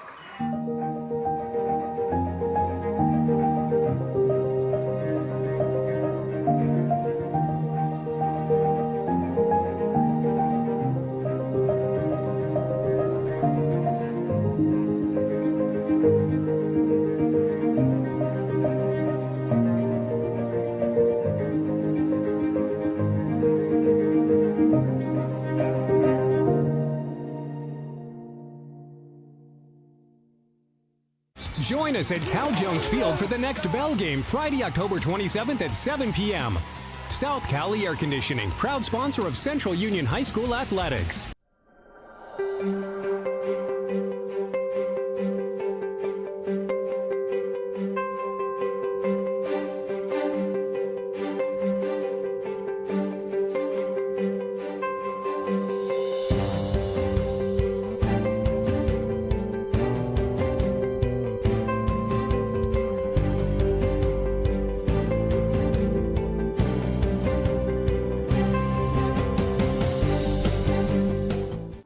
Tire Company. We are a local, family-owned business specializing in tires and automotive needs. We are located at 114 Main Street, El Centro. Call us at 760-352-1721. Day in and day out, your publicly owned Imperial Irrigation District proudly delivers low-cost, reliable energy service to its customers in the Imperial and Coachella Valleys. When compared to other power providers, IID's residential, commercial, and governmental customers all save up to 50% on their monthly energy bills. That's because IID is committed to more than just delivering power. IID is committed to you. IID, where customers always come first. Letterman and Bros, keeping up with the all-American high school tradition, athletics, and academics. 20 years of experience serving the whole Imperial Valley. We just moved, so there's millions of... Valley is in bloom, over 9 acres. When we started, we grew 1/4 of an acre. Now I'm taking on new products on the regular. We always dreamed of having this property, so... I want to make my yard look as beautiful as... Largemouth bass. Yep. We've got tons of them, don't we, buddy? There are millions of ways to make the most of your land. How will you make the most of yours? Visit us online at rdoequipment.com or contact your local RDO for in-stock availability. So welcome back, ladies and gentlemen, to Warne Field here as the Brawley Wildcats celebrating homecoming festivities here at halftime. cruising to a 20-0 lead against the visiting Calexico Bulldogs here in what could be the last league game for the Calexico Bulldogs here, as next week they'll host the Battle for the Border with Vincent Memorial. But tonight we have that rising political star for the Brawley City Council, as well as a valued employee of the County of Imperial in public information, Gil Rebollar. How are you? Welcome. Rising political star. I've been called worse, but no, it's okay.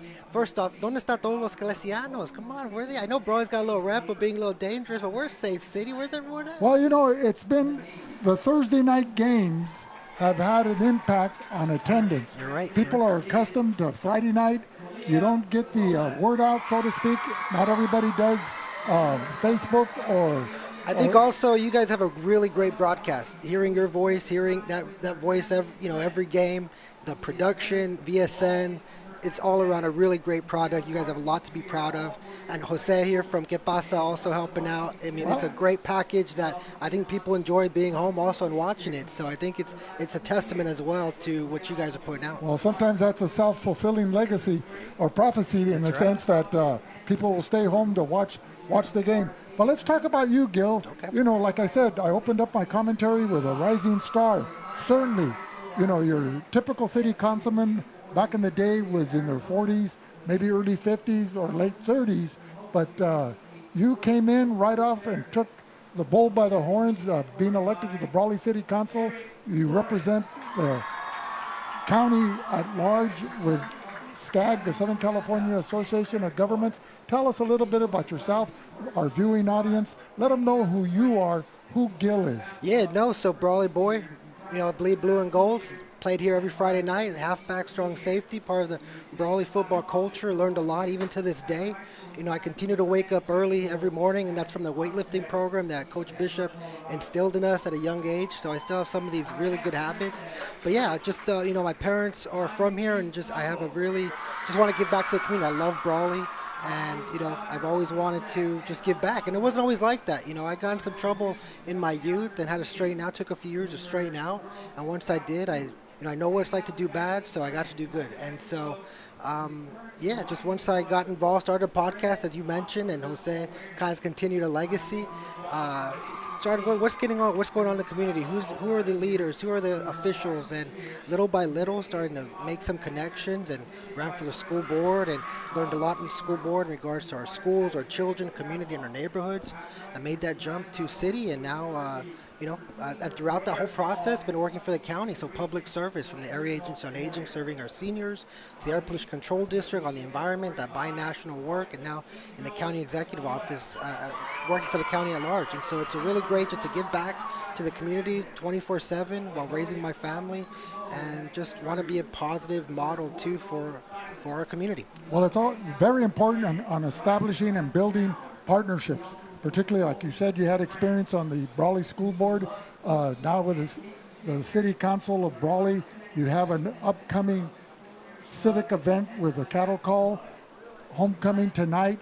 How do you bring all that together, and how does the city work with the school district, and particularly in support of youth sports, youth activities through the recreation department, let alone the scholastic, activities here at the high school level? So beyond promotion, right? We want to promote it. We want to, and communicate, clear communication. You know, the city and schools need to be working together. You know, not only that, the schools can tell you so much about a community. You know, if there's issues in a school, that can tell you what's going on in their neighborhoods. That could, and the schools also provide you direct access to families, to a hardworking staff.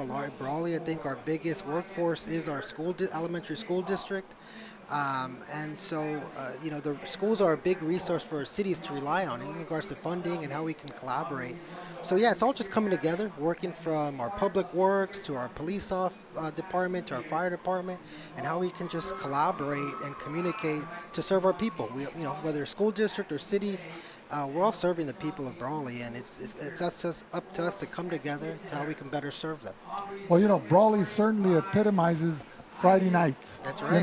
With football. Tonight we're playing on a Thursday night, and other coaches have always said the road to the championship goes through Brawley or Central. Central has been getting the better of Brawley in the traditional bell game. Yeah, and whoever wins that game usually wins the championship outright, because both schools come in undefeated in league play for that. And so with that said, how does the community rally behind that? And it ties in the cattle call, where you have that Western theme. And what kind of role do you have as a city councilman, as well as your colleagues on the city council? Yeah, well, healthy rivalry is good for the community. It builds up the spirit, that competitive nature, and it's always in good faith and good spirits, to always just kind of rally behind our kids. And, our neighbors to El Centro is our neighbor. And so it's really great to, kind of promote and hype up that rivalry. We block up our main street so they can have a pep rally. And so all around, we just try to come together, support our kids, support our families, and just try to hype up this game that really brings not just Brawley together, but as you see, through competitive nature, Brawley and El Centro come together on that ball game night to support our kids, and then, have fun and shake hands afterwards. Well, we certainly enjoy what you're doing. We're honored to have you here at halftime, and keep doing what you're doing and being you. And I didn't mince my words when I said the rising star. Thank you. Okay? I appreciate it. Keep it up. Ladies and gentlemen, Gil Rebollard will be back with more in a minute on VSN. Havens and Sons Trucking is located at 603 East Main Street in El Centro, and is a business specialized in gravel, rock, stone, fill dirt, base, landscape rock, topsoil sand, and all your hauling needs. At Burgers and Beer, our customers are like family. Let's hear what a few of them have to say about us. We're here at Burgers and Beer with the best burgers in town. We get to sit together and enjoy the great food. I like from Burgers and Beer is in the lemonade. For the fresh iced tea, whether it's breakfast, lunch, or dinner. It was wonderful, very fast, very efficient. I love the great food and family environment. I love the burgers and the customer service. So come and see us and find out for yourself at Burgers and Beer. This is my 28th year. Welcome back, ladies and gentlemen, to Warne Field as we celebrate homecoming here on Valley Sports Network, your sports for Imperial Valley. We started out our halftime interview and show with Gil Rebollard, that young city councilman and former school board member for the city of Brawley. And now we have the long-serving and highly recognized and decorated athletic director from Brawley through CIF circles, Billy Brewer. Thank you, Billy. Thank you, Vic. Well, Billy, a lot has been happening in sports, particularly with the rise in flag football for girls and other sports emerging that are getting their recognition. How's it been, and what have been the challenges for you as an athletic director and Brawley, as well as the other Imperial Valley schools? Vic, I think what the issue has more been on the officials association. It just kind of makes it thin starting from Monday on, and they're pretty much officiating, including Saturdays with his youth football. So it's tough on they're older guys just like us, and it's hard to keep going. And they're the lifeblood of our athletic programs, and God forbid some of them drop out for a while. I just feel bad for these kids. So I hope some people start coming up the horn and really get into officiating and really appreciate you're doing it for kids. But that's definitely been an issue. And what kind of an impact has it been for your female student body here at the school, getting an opportunity to experience what it's like to step out on the gridiron 7-on-7, and Brawley's been very successful. We had 57 kids come out, so we ended up having a JV and a varsity, and we kept 40, kept 20 on each team, as you know, it's seven play. And it's been great. We only had 3 lower level volleyball kids come out, so it really didn't damage anybody. Those lower level kids will be varsity kids next year in volleyball, and they're going to have to make a choice when they play at the same time. So it's going to be more of an issue, but the other side of that is it's going to keep growing. Now, when we talk about growth, other schools have been experiencing expansion of their physical plant. What are Brawley's plans for the future as far as their physical plant growth?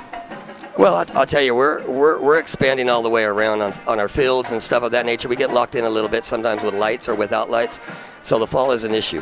And you can only put so many teams on a PE field, where they practice. And this is actually the practice field for the Warne Field is actually the practice field for both girls teams. So we're growing. We'd love to start a freshman team next year on the flag level, but as you know, I don't know if the officiating side could handle that and when you would play it.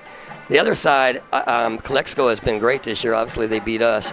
And that IVL championship is this Monday at 7 o'clock 7:30. Actually, we're playing the JV and varsity at 7:30 at Calexico High School. So go out and watch these kids play. Well, we are going to be watching it, and we're going to be broadcasting it live on VSN. John Moreno and I will have our hand at announcing and presenting the flag football championship. Speaking of establishing new traditions in the first year, the bell game with a feminine twist. How was that? I'll tell you, we I don't know if you got a chance to see the bell, but we kind of duplicated the real bell. We tried to. It's a little smaller, a little easier to carry, even though I'd love to carry it right now. But, at the end of the day, those kids love playing, Central the other night, and we want to start that tradition. I really believe as this sport grows, people are going to attend more, and it's going to get – I don't think it's ever going to get to a level of the real bell game, obviously, because that's, been – almost 80 years in the making. But at the same time, I really believe, 5-10 years from now, it's going to be unbelievable. And these kids are very athletic. And there's some of these kids don't play any other sport, and it gives them an opportunity to get involved in high school athletics. Billy, when we talk with other schools, we talk with other coaches, when there's a turnstile at the coaching helm, where a revolving door, if you will, and programs are always having to restart, reinvent the wheel type of thing. There's always been that stability at Brawley when you had from John Bishop, serving for many years as an outstanding head coach, transitioning to John South Jr. for 12 seasons, and now you have two disciples, Ricky Rubio and Ron Van Diver. Yes. But it all really, I think, begins with you. This is your 28th or 29th year as the athletic director at Brawley, and the fruit doesn't fall far from the tree. And I think that being that constant presence, but it spreads the wealth is spread. You got Carranza as the baseball coach, and the wrestling program has been outstanding. So everybody wants to emulate Brawley, other schools and their respective sports. What would you attribute that to? Oh, I think it's just a consistency in coaching. I don't have some lower levels I have to interview for and fill, but very few times I have to get involved or we have to interview for a varsity position. They get in there, they're supported by the school board, by the administration, and I think people appreciate it. We're no better than anybody else at the end of the day, but I think they know they're supported at Brawley Union High School, and that goes a long ways in this day and age, and I think that consistency is everything. And I'm blessed to have some of the coaches you just named. And, we had some depth in the ranks of our coaching staff this last couple years. John was here 29 total years, 12 as a head coach. So we've had some stability, and, both these coaches are doing a great job. Obviously, they're learning on the job. It's not easy to come from a lower level position into a head coaching position. It's tough. It's not easy being co-coaches. You really got to communicate. Key word there. If you don't communicate, it's not going to work. But we felt like both of those guys had been here so many years. They both deserved a fair opportunity.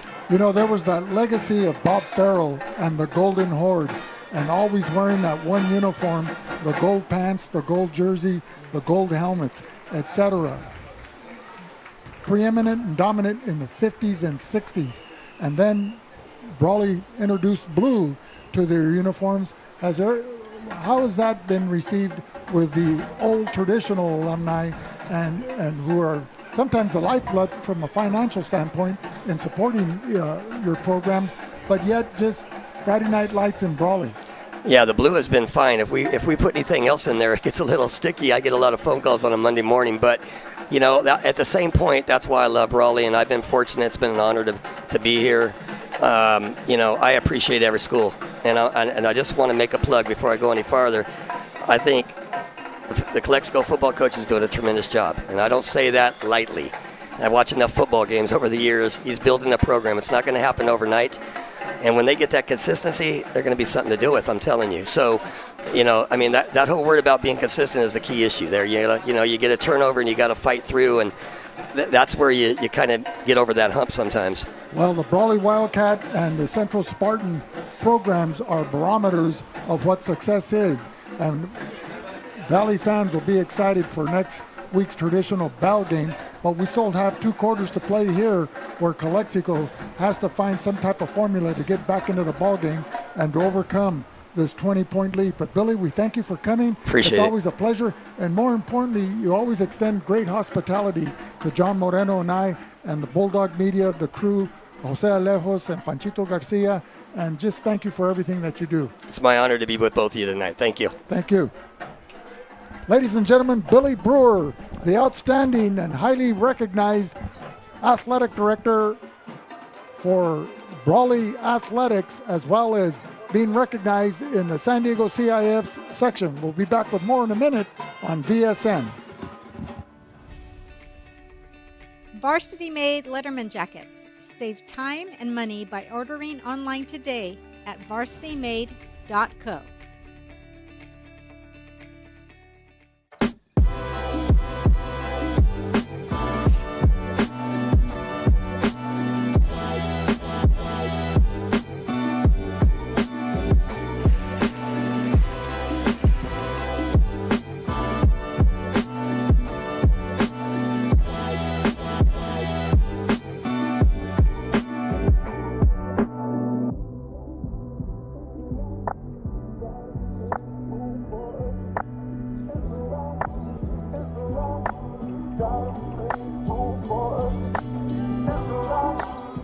Casbros, it's that time of year again.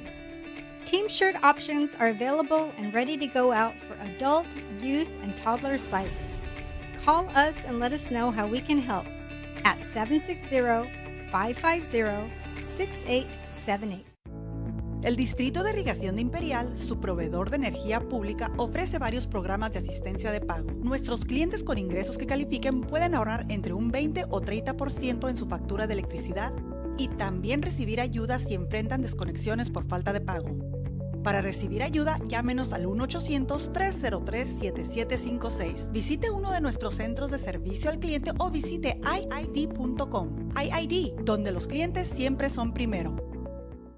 Imperial Valley College is the #1 community college in the nation, winner of the 2023 Aspen Prize for Community College Excellence. We have created our own drink company. The fastest growing sports drink in history. We will pride! We will pride! Ladies and gentlemen, we got the monkey is prime! This season, we are hydrated. The official sports drink of the UFC. It's time! Oh, that's good. The Brawley Police Foundation is an independent, nonprofit organization that provides grant funding and crucial resources to the Brawley Police Department, with programs that would normally not be funded. These programs directly improve public safety and enhance the quality of life for our citizens. Radfin is a unique lifestyle clothing brand geared towards the avid angler and outdoorsman. We manufacture our hats, tees, and performance shirts out of El Centro, California. Shop Radfin online at www.radfin.net.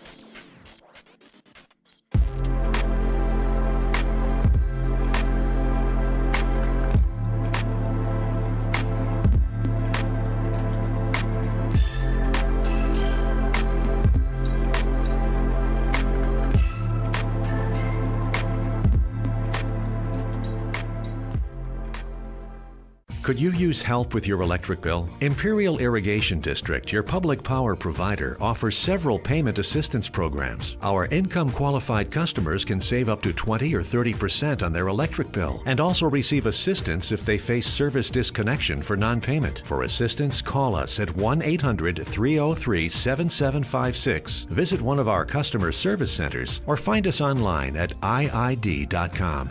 IID, where customers always come first. InterCare, since 1970. When it comes to healthcare, InterCare is here to help, with locations throughout the Imperial Valley. InterCare, improving the health and wellness of the community.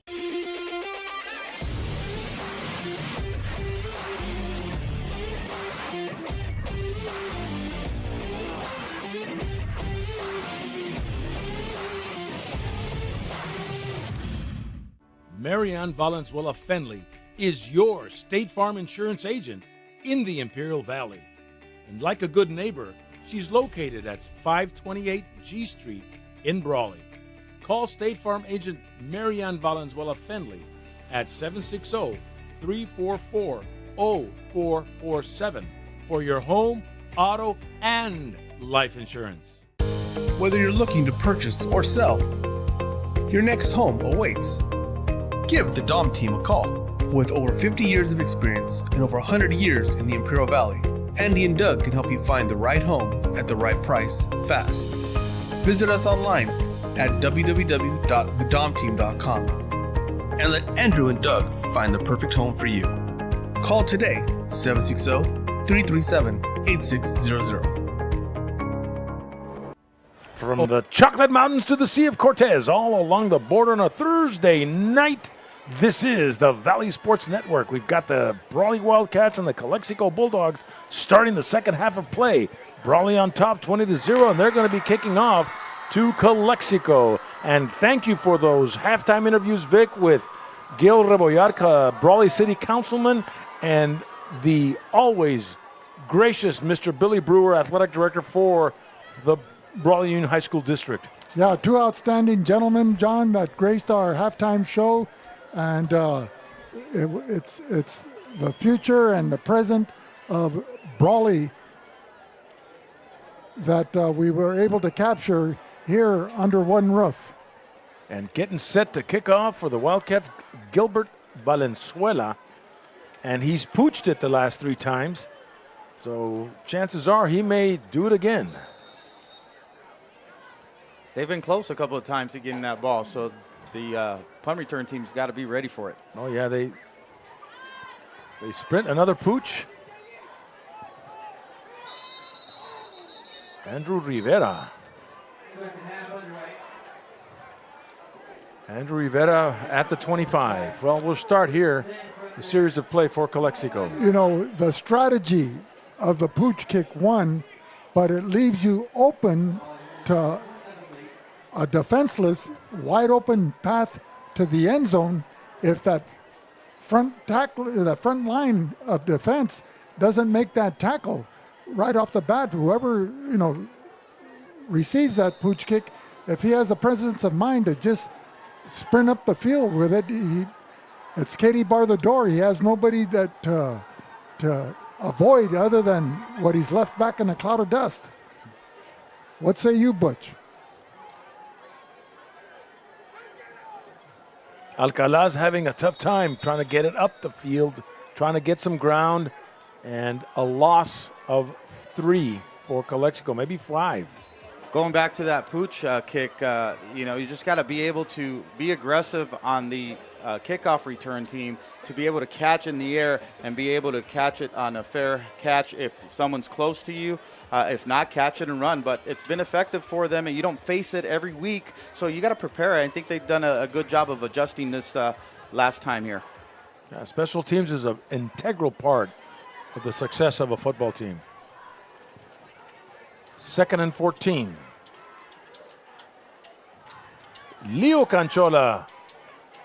Well, speaking of special teams, John, Brawley over their past history has been very efficient on special teams, not only on pooch kicks and kickoff coverage, but also on blocking punts, blocking place kicks, and what have you. They spend a lot of time in practice during the week for that, so it's an honor to be on those teams. It's not where they, that's going to be giving you the only time that you're going to get to play in a game. Alcala gains 8, and now the Bulldogs on a 3rd and 7. Alcala fumbles a football, and it may be recovered by Brawley. It is at the 21. So a bad break for the Bulldogs and a good one for the Wildcats as they've got excellent field position here in the 3rd quarter. Well, an excellent call there by Gene Martin wearing the white hat. He was right on top of it. As tonight's referees representing the Imperial Valley Officials Association, another outstanding crew. Gene Martin, as I mentioned, with a white hat. Umpires Nathan Binkins. Head linesman is Isaac Silva. The line judge is Sal Carrillo, and the back judge is Sean McLaughlin. Tomorrow night, John, we're going to be at Hopeville at Burger Field as the Vikings, playing for the championship of the Desert League, hosting the undefeated in league, Vincent Memorial Scots. And that'll be a good one. Matthew Gutierrez fakes the dive and will keep it and take it to the 15. A pickup of 7 for Brawley. Hey, John, it's always nice to have a quarterback that could not only throw the ball but could run. You are able to mix it up, and when you need to get 3, 4, 5 yards, you count them, and a good run by Gutierrez there. Yeah, he picked up 7 easily and is multi-dimensional. 2nd and 4. Wildcats at the Bulldog 15. Well, Gutierrez averages almost 7 yards per carry when he rushes, with 7 rushing touchdowns. He fumbles the football, recovered by Calexico. That's Leonel Canchola, the sophomore. So tit for tat as Calexico now makes up for that loss.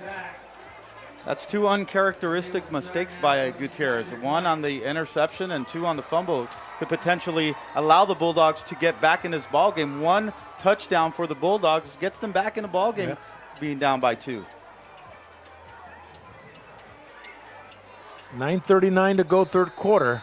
The Bulldogs on a 1st and 10 at the 19.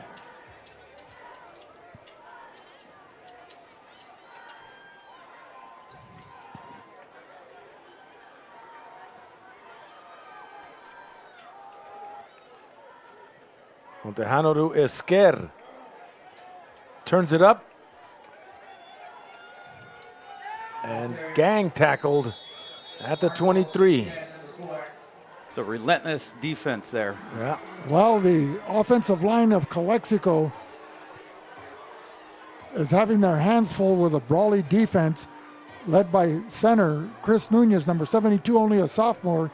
He's joined by Osmar Alvarado, number 62, 73, Joseph Guzman, along with number 51, Javier Rodriguez, and number 59, Damian Sanchez.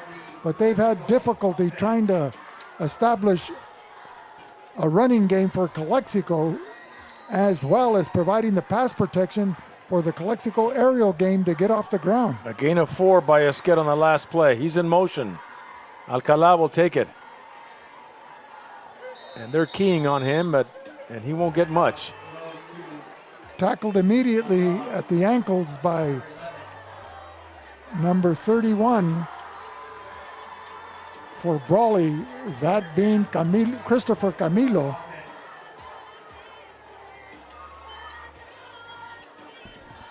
So a 3rd and 6 for Calexico, the ball at the Bulldog 24-yard line. They're going right to left. This field runs in a east-west direction. Bulldogs heading west. Leo Canchola down the backfield for Calexico. And didn't fool anybody there. Well, Andrew Rivera with the ball as he's coming in from his slot. And no gain on the play. And there's some roughhousing penalty flags. Easy now. And it looks like a barroom dance, John. Even a couple of linemen that got aggravated down there. They're trying to get their 15 seconds of fame TV time on VSN. And Gene Martin will give us a call. And maybe 2 penalties they could offset. Personal foul. Unsportsmanlike conduct, Brawley. Personal foul. Unsportsmanlike conduct, Calexico. Penalties offset. So 7:47 and third quarter remaining. Brings up a 3rd down, 4th down.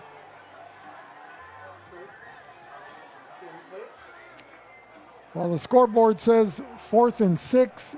The down marker says 3rd and 6. So repeat the down. And Montejano's going back in there. They repeat the down. No, it's 4th down. The referee puts a fist in the air. That means it's 4th down. And Dominic Diaz will come out to punt the football. So Brandon Porras he was coming there. in. Now it's number 7, Jonathan Arellanes.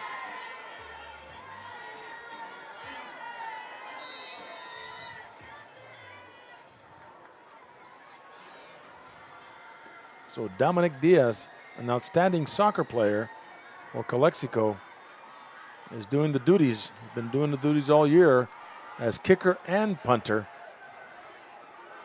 Arellanes bobbles it, but brings it up and thrown out of bounds at the 38. And that was number 50 for Calexico. Diego Trejo, number 50. Another excellent downfield tackle by Diego Trejo, a senior, making his presence felt here on punt coverage.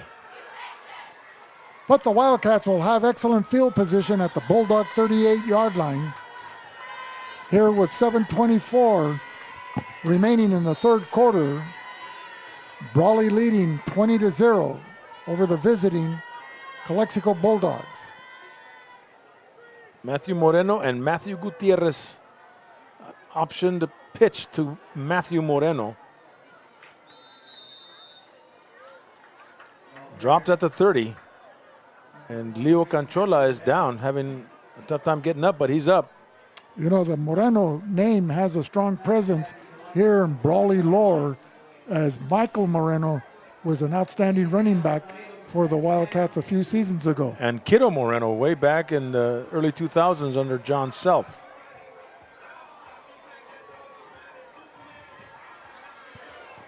So a pickup of 9 for Brawley.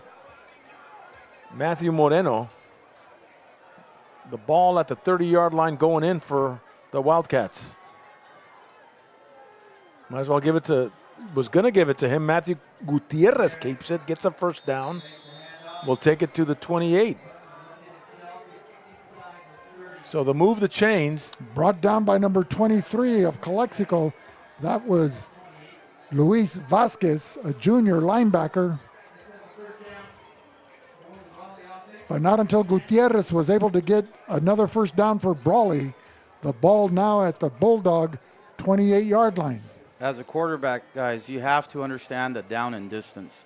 Knowing that you have 3-4 yards to get a first down, was able to pull the ball from the running back and made, positive yards enough to get the first down. So good job and good read by Gutierrez there. So Butch, when you played, what was your forte? Passing or running or both? We tried to mix it up. We had Mikey as a running back. We had the 3 receivers. I can name them all, but we mixed it all up. You ask me, I think it was option football. I think that's what Richard Gonzalez and Al Gutierrez like to run. And those little screen passes and, a couple of, over-the-top posts to Zaragoza or to Romero or to Tittle. And the reason is because when Butch was a freshman, Al Gutierrez, John Glazer were running the option. And so Butch carried it on, freshman, JV, and then 2 years on varsity. But go back a little further in time, John, when you played. Who was that option quarterback supreme with the initials LM? And Louis Montaño, he picked it up in his senior year. Gutierrez has time. Deep drop to throw, finds a receiver, and overthrows number 3. That's Julian Daniloff. Had a lot of time there. He sat there and waited and waited. That's a big difference from the Bulldogs' offensive line to the Wildcats' offensive line. Right, the quarterback has time to screen the whole field and look for his receivers. He's not running for his life. Well, he's got poise in the pocket. He's got a gunslinger mentality. He just has a strong arm that he needs to find a little bit of touch He on just it. missed him. He just, missed him, had him wide open. So a 2nd and 14 for the Wildcats at the Bulldog 33. Double doubles. You think they'll come back to it, Butch? Oh, Looks yeah. like they are. Has time. Again, Matthew Gutierrez this side. And looking for number 4, Brandon Porras.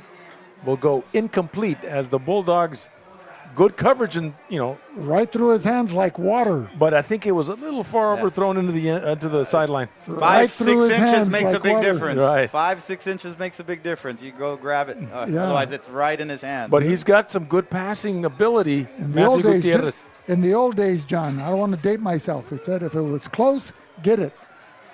Hey, John, but he's getting the time from his line. That's the big difference. Right. And we see that. That's important. That's key. That's critical. That's crucial to get that time. Could have, would have, and should have. Now he's spreading everybody out with doubles. Moreno and Gutierrez in the backfield. Another pass play. He's open. Over the middle in the seam. Touchdown. Does he get it? Brawley, number 3. That's Julian Danilov. Wide open. That coverage wasn't good for the Bulldogs, and as a result, from the 30-yard line around there, they get a touchdown pass and scores another 6 for the Wildcats. Well, Danilov came into the game with 19 receptions for 360 yards, averaging 18.9 yards per catch, and more importantly, 10 touchdowns. So this is his second touchdown, I believe, of the night. Am I correct, Butch, or am I off one? I'm not too positive either, but just a poor job by the safety, biting on the inside, and was able to get over the top wide open. Diego Padilla with the extra point is good. So with 5:18 remaining third quarter, Brawley's up 27-0. We'll be back with more in a minute on the Valley Sports Network. Ojeda Industries is here to offer solutions with exceptional products and services for all your agricultural, industrial, and power transmission needs. It's Ojeda Industries, hydraulic repair service in Brawley at 1698 Jones Street. Call us at 760-623-7299.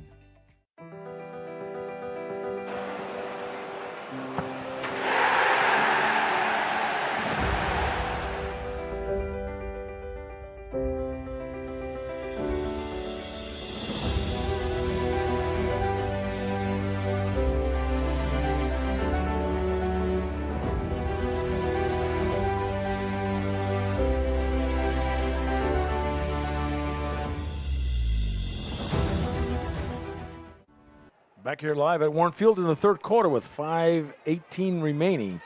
Brawley just scored a touchdown from Gutierrez to Danilov. A 30-yard pass.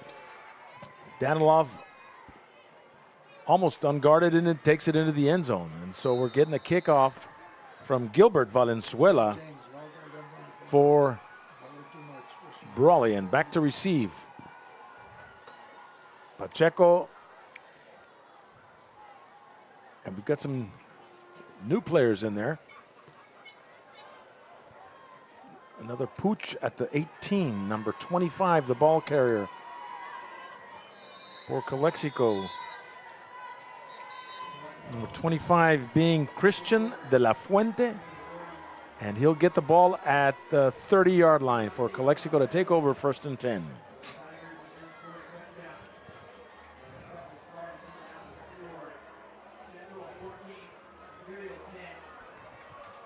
So 5:12 and counting in the third quarter. Calexico with a football.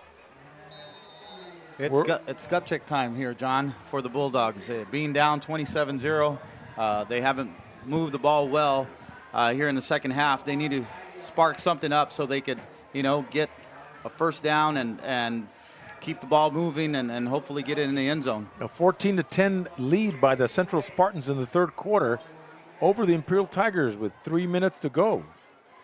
14-10 at Central? 14-10 at Central with Will Torres, Ron Rubio, and Mike Swearingen. Bobby Montejano keeps the football and hit at the knees by number 18, excuse me. That is Jordan Espinosa. So a gain of 3 for Calexico. The ball at the 34. So Brawley going with Drake Seals, number 59, Joel Reese, and Nathan Torres on the front 4, along with number 64, Andrew Tigert. And throwing a little bit of 68 there, that's Blake Riley.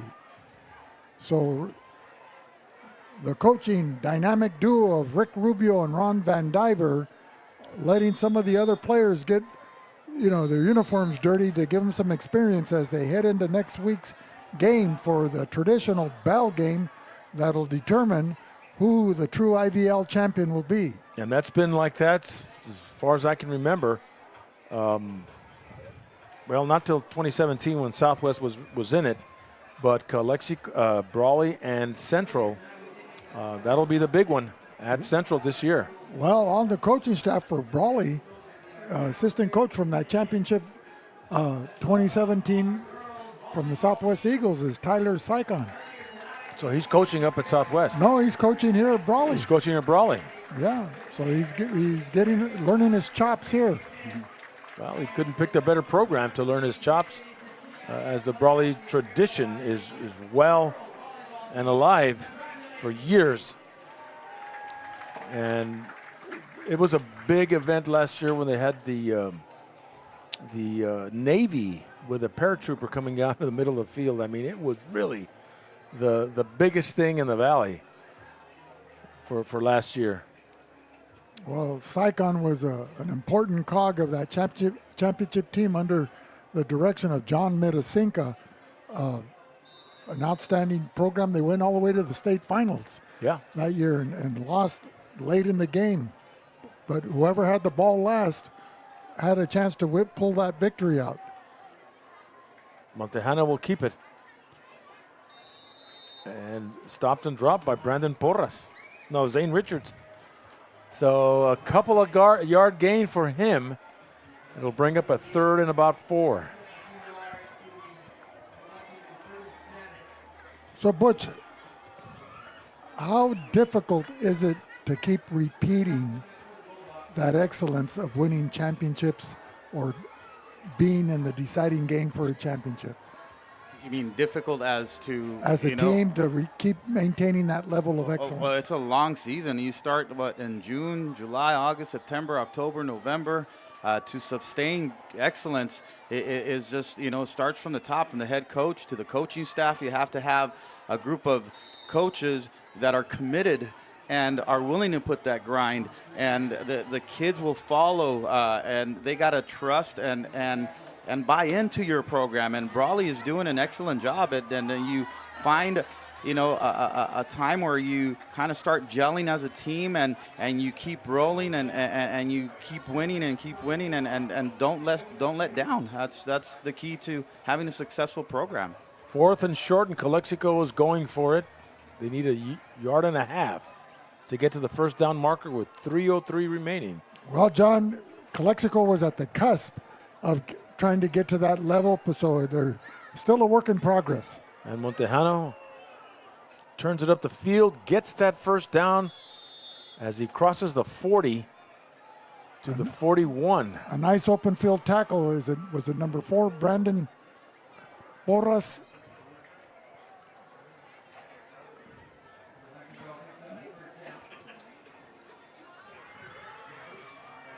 So a 1st and 10 for Calexico. So 2:35 remaining here in the third quarter. Brawley 27, Calexico 0. A beautiful night for football. Montejano and Alcalá in the backfield. Esquer in motion. Alcalá finds a hole and picks up 4. He takes it to the 45. The Bulldogs got to figure out how to, sustain a drive and hopefully put in the end zone. You can't leave this game without scoring a touchdown. That's there should be that should be their goal, is to get that ball in the end zone and figure out a way. It's tough against the vaunted Brawley defense. They're doing an outstanding job tonight. Yeah, they're reading it well. They're reading it like a Dr. Seuss book. 2nd and 6. Noel Gastelum picks up 7-8 yards and gets a first down as he crosses midfield into Brawley territory. Running behind the blocking of Damian Sanchez and Osman Alvarado. A little flicker of hope there as the Bulldogs cross midfield with a first down. And timeout is called with 1:34. Tonight's game is brought to you by Esquet Realty. Our dedicated team is committed to finding the perfect property for you, from cozy condos to luxurious estates. Call Mark Esquet at 357-9707, the mark of excellence. By Burgers and Beer, the best burgers in town. Come and watch the VSN Game of the Week at Burgers and Beer. By the Dom Team, for all your real estate needs, give Doug or Andrew a call at 337-8600. By CR&R Incorporated Environmental Services. Are penalties piling up in your trash area? Team up with CR&R Environmental Services, your local MVPs in trash and recycling. Just like your favorite football squad, we're all about teamwork. Tackle waste problems with CR&R Incorporated, the face of a greener generation. By Jesus Escobar, your county supervisor, District 1, wishing all the Valley teams a great season. By Ivy Welding and Mechanical, Fred Baeza at Ivy Welding lets you know that their skilled team delivers top-notch welding and mechanical solutions for your industrial needs. Fred is at 760-482-WELD, Ivy Welding and Mechanical. As we're getting set for the Bulldogs on a 1st and 10, the ball right at midfield. Montejano hands it off to Canchola. Penalty flags are flying, and Canchola is brought down by number 10, Roy Rosas. But the flag is thrown in the defensive line area. Holding Calexico. It's a 10-yard penalty. It'll remain first down, but it'll be 1st and 20 now. Well, we talked about the Bulldogs playing mistake-free football tonight in order for them to have that possibility to be in a game, make it a game, or possibly win the game. And unfortunately, that hasn't panned out for them. So they got to, figure out ways on how to eliminate these mistakes that they're doing. Yeah, that has to. It's all mental. What did Yogi Berra say? Baseball is 90% mental, and the other half is physical. Well, there's a difference when you apply practice makes perfect or perfect practice makes perfect. There you go. 1st and 20. Empty backfield for Calexico. Noel Gastelum will take the handoff. Turns it up the field. And 59 on the stop for the Wildcats. That's Drake Seals. Looks like the Bulldogs have abandoned their passing game. So they just keep on running it, eating the clock. And only a gain of about 3 on that play. As the waning seconds of the third quarter are upon us, with around 30 seconds to go, this may be the last play for the third quarter for Calexico. Well, if there's a silver lining or moral victories, maybe the coaching staff says, look, we believe in you, the line of scrimmage, we're going to give you a chance to prove yourselves and redeem and regroup and go, mano a mano, try to establish control of the trenches. Bulldogs are still playing hard. Noel Gastelum stopped and dropped by the big guy, number 60. That is Raul Lopez, and that's the end of the third quarter. 27-0, Brawley. We'll be back with more in a minute on the Valley Sports Network. Imperial Flying Service, taking care of the entire Imperial Valley with all your aviation fuel needs. Imperial Flying Service is a proud supporter of our U.S. military, the aviation community, and all Imperial Valley communities.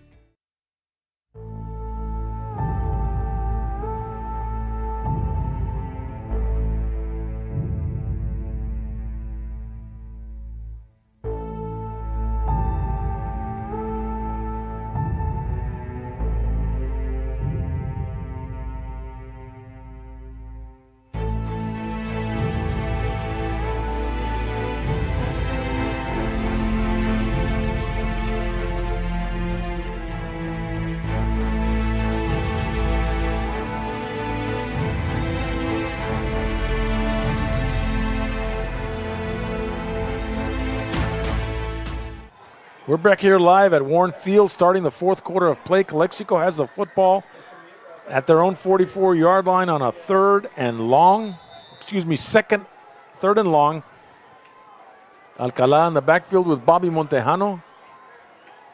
Bobby Montejano is stopped by number 64, falls over the defensive lineman, and a loss of yardage on the play.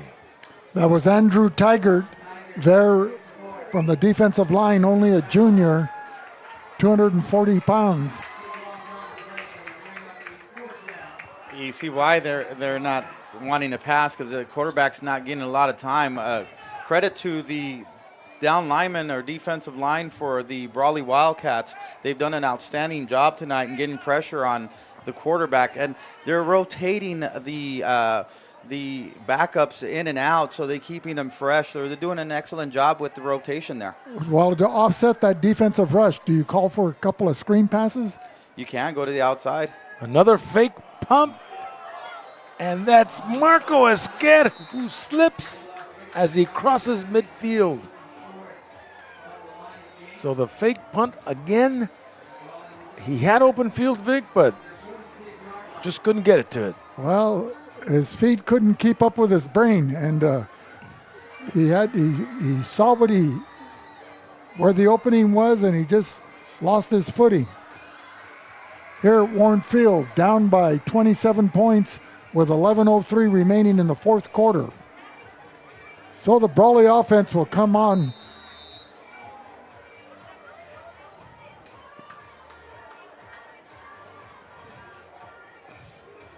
Hey guys, I want to take a moment to shout out to my youth football team, 760 Elite, my 10U team, which is off this week.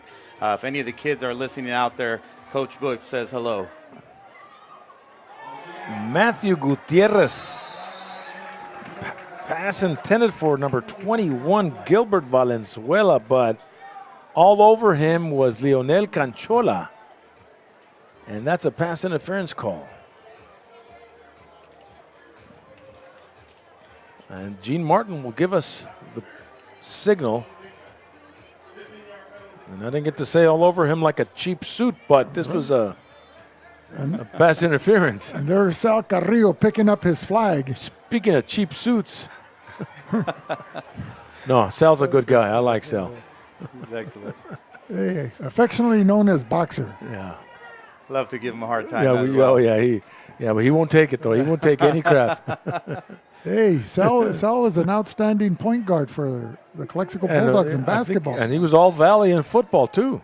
And he's played baseball, too. He's outstanding in the community. I always see him at softball games, refereeing basketball games, now football. He's all over. He's been an avid supporter of the youth. Yes, he not only in Calexico, but throughout the Imperial Valley. Yes, sir. And he's got his son, Derek, at the high school. He's a pitcher.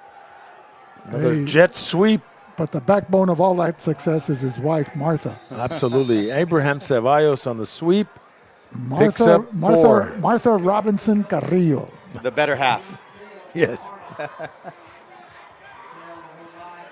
No, but after the game, sometimes Sal and I get together, and he gives me, "Yeah, you should have done this. They should have done that." You know, he's like a coach and a ref. You know, it's. Well, and he's got the best position and view in the house. He's right there on the sidelines, and who's standing next to him? The head coach. So I'm sure they're sharing their thoughts and ideas. 2nd and 6 for Brawley. Matthew Moreno finds a hole to the right side. It's hard to bring him down, but he gets a first down as he's into the Bulldog 27-yard line. So Matthew Moreno on an excellent run, but there's a penalty against Brawley.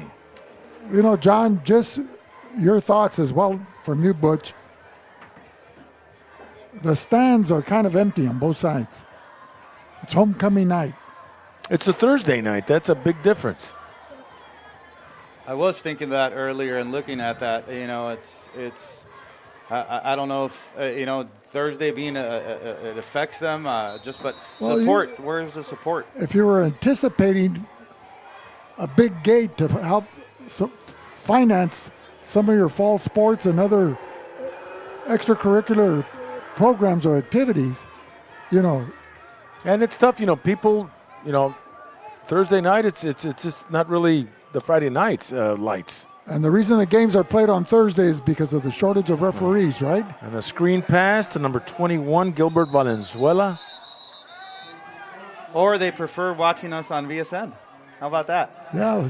But we don't want to take away from the gate, no, though. no, definitely not. So Gilbert Valenzuela on the screen. A monster has been created. And takes it up about 2 yards shy of the first down marker at the 30. So you got a lot of the players surrounding on the sidelines here. Their two head coaches, Rubio and Van Diver, like that old song, "Put me in, coach, I'm ready to play." Center field. Right, John Fogarty. And Matthew Moreno gets a first down and brought down by number 23 for Calexico. That's Luis Vasquez. And he'll take it, Moreno will take it to the 25. Tonight's game is brought to you by Keystone HR. Unlock your company's potential with Keystone HR, the trusted partner for all your human resource needs. From talent acquisition to employee development, we're here to streamline your HR processes and elevate your workforce. Keystone HR, 357-2929. So 1st and 10, Brawley at the Calexico 25. Quick pass, caught on the ground by number 4. That's Brandon Porras. A loss of a yard. It looked like it was a little underthrown. So a 2nd and 12 with 8 minutes remaining in the football game.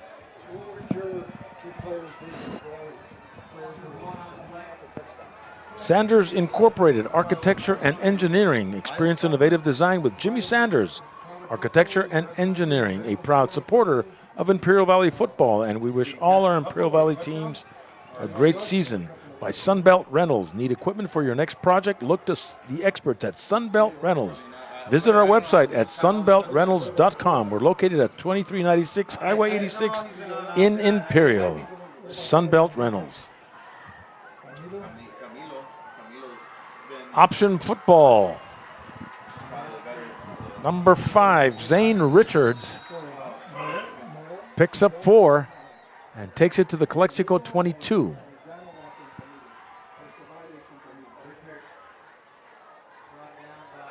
So the Wildcats inching closer to the end zone once again. And it's been Brawley the whole game. Up and down the field, not allowing the Bulldogs to score. So 3rd and 8. Moreno and Gutierrez in the backfield. Gutierrez has time, right side, passes caught. Number 4's Brandon Porras in the right flat. And he'll pick up another 4 yards and takes it to the Calexico 16 on a 4th and short. So Coming Brawley inside the red zone, John, and Butch 4th and short. Do they have a kicker that has the range, or are they going to go for the 4th? No, they'll probably go for the first down. 2 yards. This is a time for them to practice their short yard plays here to get a couple of yards for a first down. So with 3 receivers coming to the near side, 1 lone running back and being Moreno. And Matthew Gutierrez keeps it, gets the first down and a lot more. He'll get the 1st and goal inside the 10. Frankie Lora Rodriguez helping on the stop there. On a play like that, guys, you spread the offense. You pretty much open lanes, have the ability to run it with your quarterback. It's hard to stop. Well, he's a very talented individual. He has 12. He came into the game with 1,232 yards passing and 359 yards rushing. And so he had 21 touchdown passes coming into this game, and he's rushed for 7 touchdowns. So he's been an offensive force and threat for the Brawley Wildcat offense, and he's only a junior.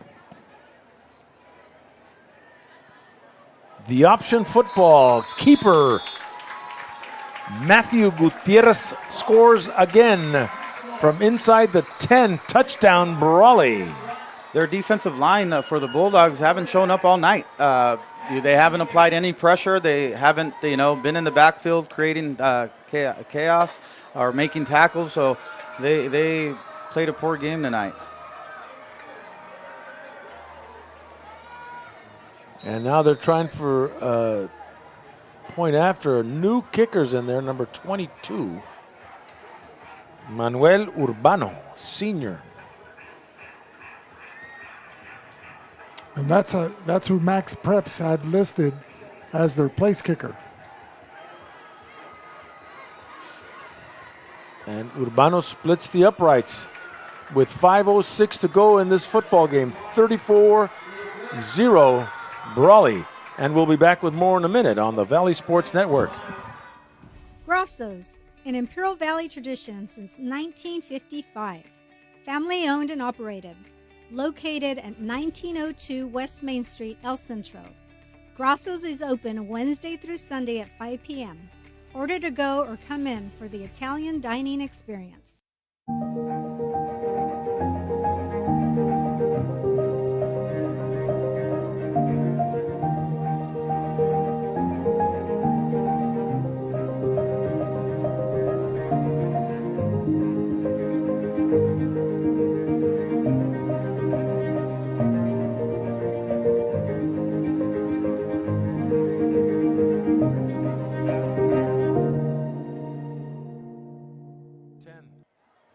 Back here live at Warne Field, Wildcats scored yet again on a keeper by Matthew Gutierrez, bringing the score 34-0 with 5 minutes to go.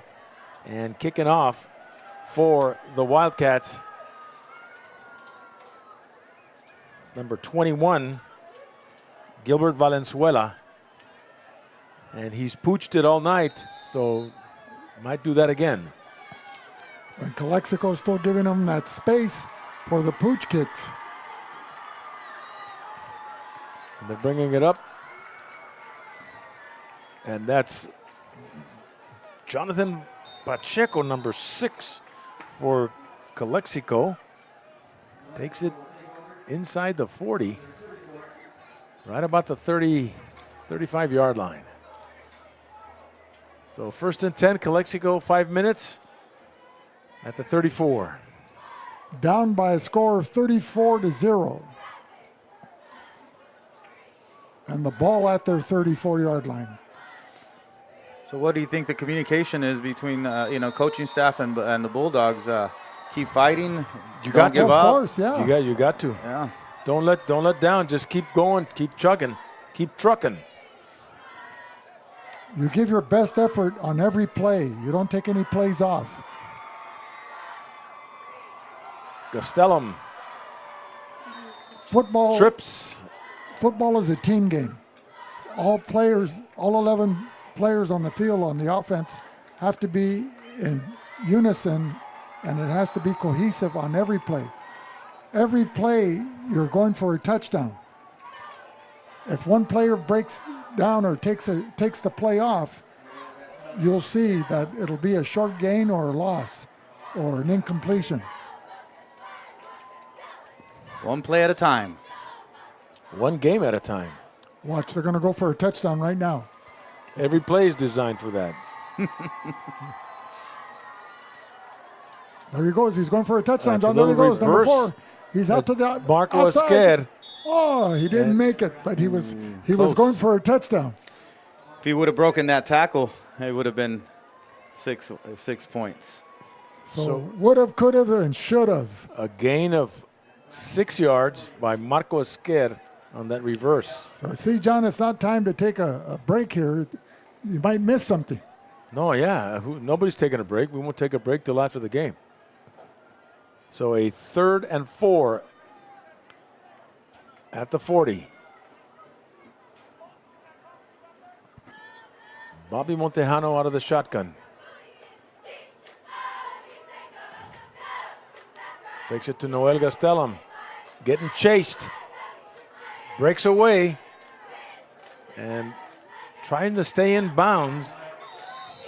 And I think he got pretty close. He did. He got the first down. He took it to the 45. So his forward progress got him to the 45-yard line. So first down for Calexico. 4 minutes remaining.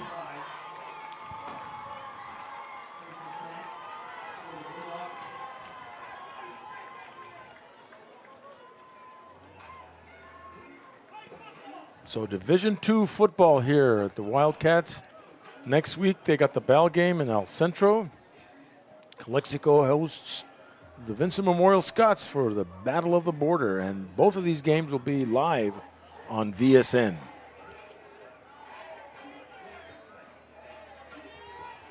So Calexico looking to be now 1-3.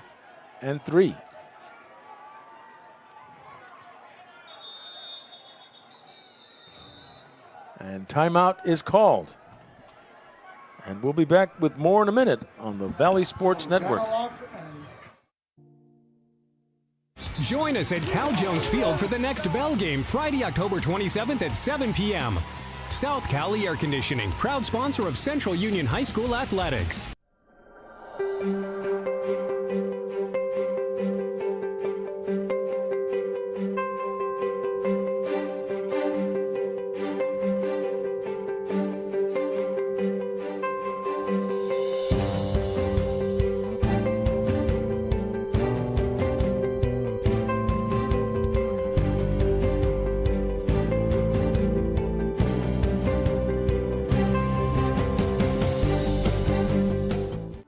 Tire Company.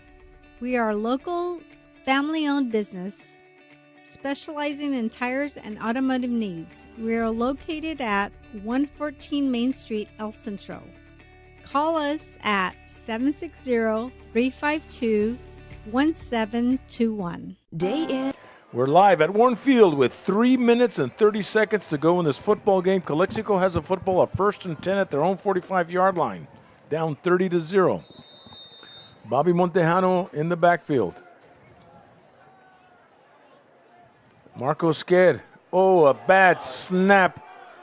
And Bobby didn't fall on it, but he does now. Whoa, yeah, he got away from there. Hey, John, that was Sean Torres at quarterback. Oh, was that Sean Torres? Okay. That was his first play this season at quarterback, right? He played a couple of plays on defense last week. So Sean Torres giving it a couple of shots here late in the game. Did he re-injure himself? Well, he has to be careful because of his injury. So we'll see what he can do as he's given another shot on a second, and a lot of yardage. Well, Torres, a standout quarterback in his own right, also a junior, so Calexico set at quarterback for next season. 2nd and 35 for with Montejano and Torres. Noel Gastelum turns it up the field, left side. Brought down at the 30. Ladies and gentlemen, this broadcast is the sole property of VSN, the Valley Sports Network. Any reproduction or rebroadcast without the express written consent of the owners is strictly prohibited. And now we welcome back Johnny Moe. Montejano's back in there now, but it's good to see Sean Torres to get a couple of snaps. I mean, he did an outstanding job last year for Calexico coming into that one of the games. I think it was Castle Park. Come from behind, if you recall. 3rd and 25. Another bad snap. And horse collar looks like on the defensive side of the ball. An overzealous effort there, and unfortunately he got his fingers caught in the neckline of the jersey.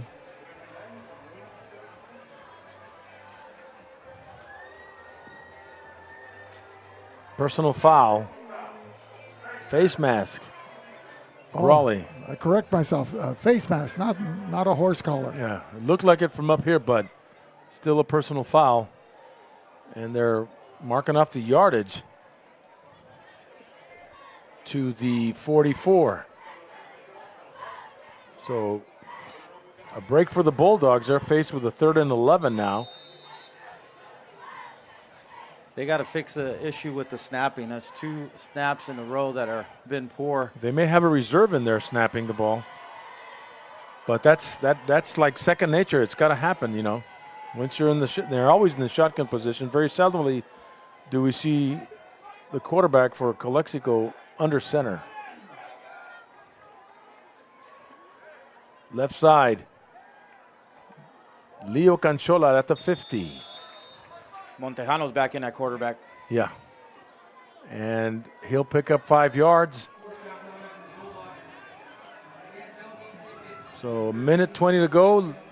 Bulldogs plan to run out the clock if they've got a first down. How do they get a first down? It's 4th down, excuse me. Yard marker says 1. Now they're changing it. 4th down and 4 to go.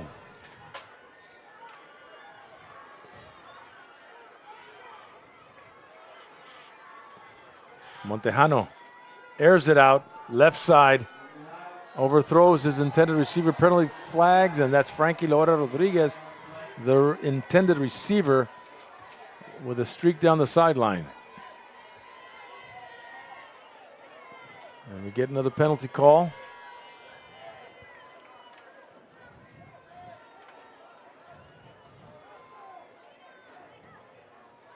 Pass interference against the Wildcats. So that will give the Bulldogs a little break late in the game.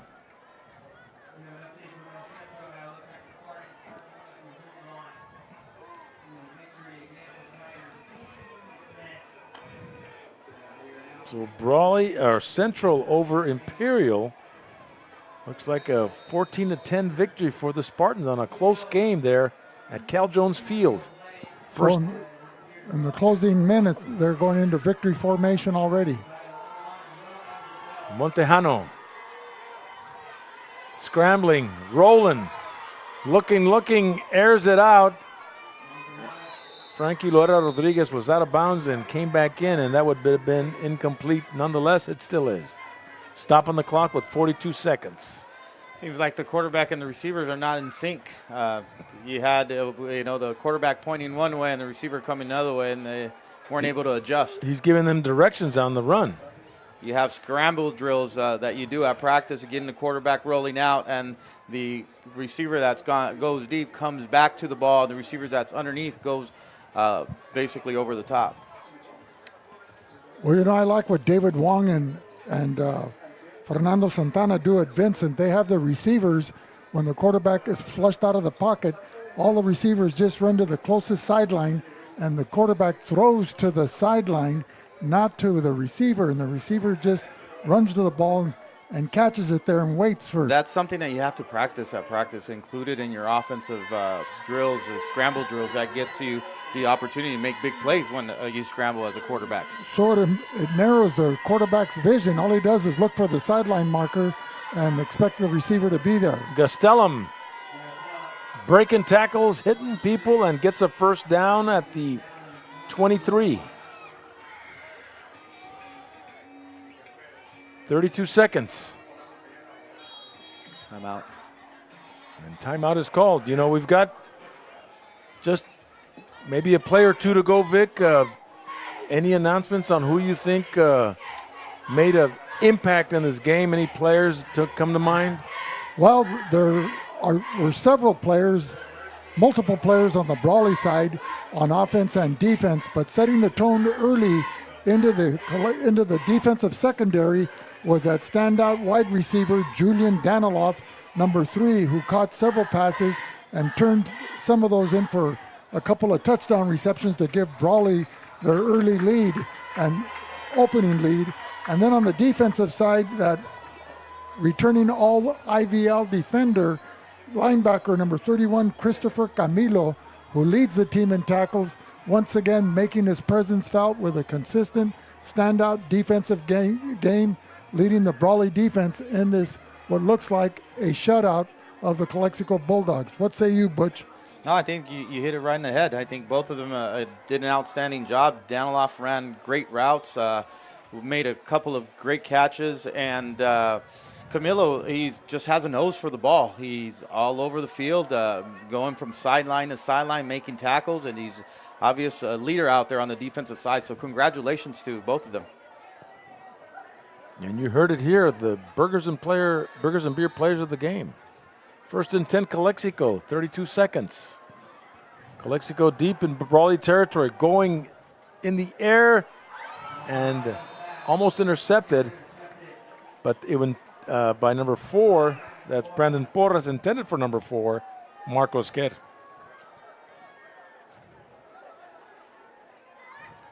So the Bulldogs will have one more play to do, maybe a couple more. It's a 2nd down and 10 now.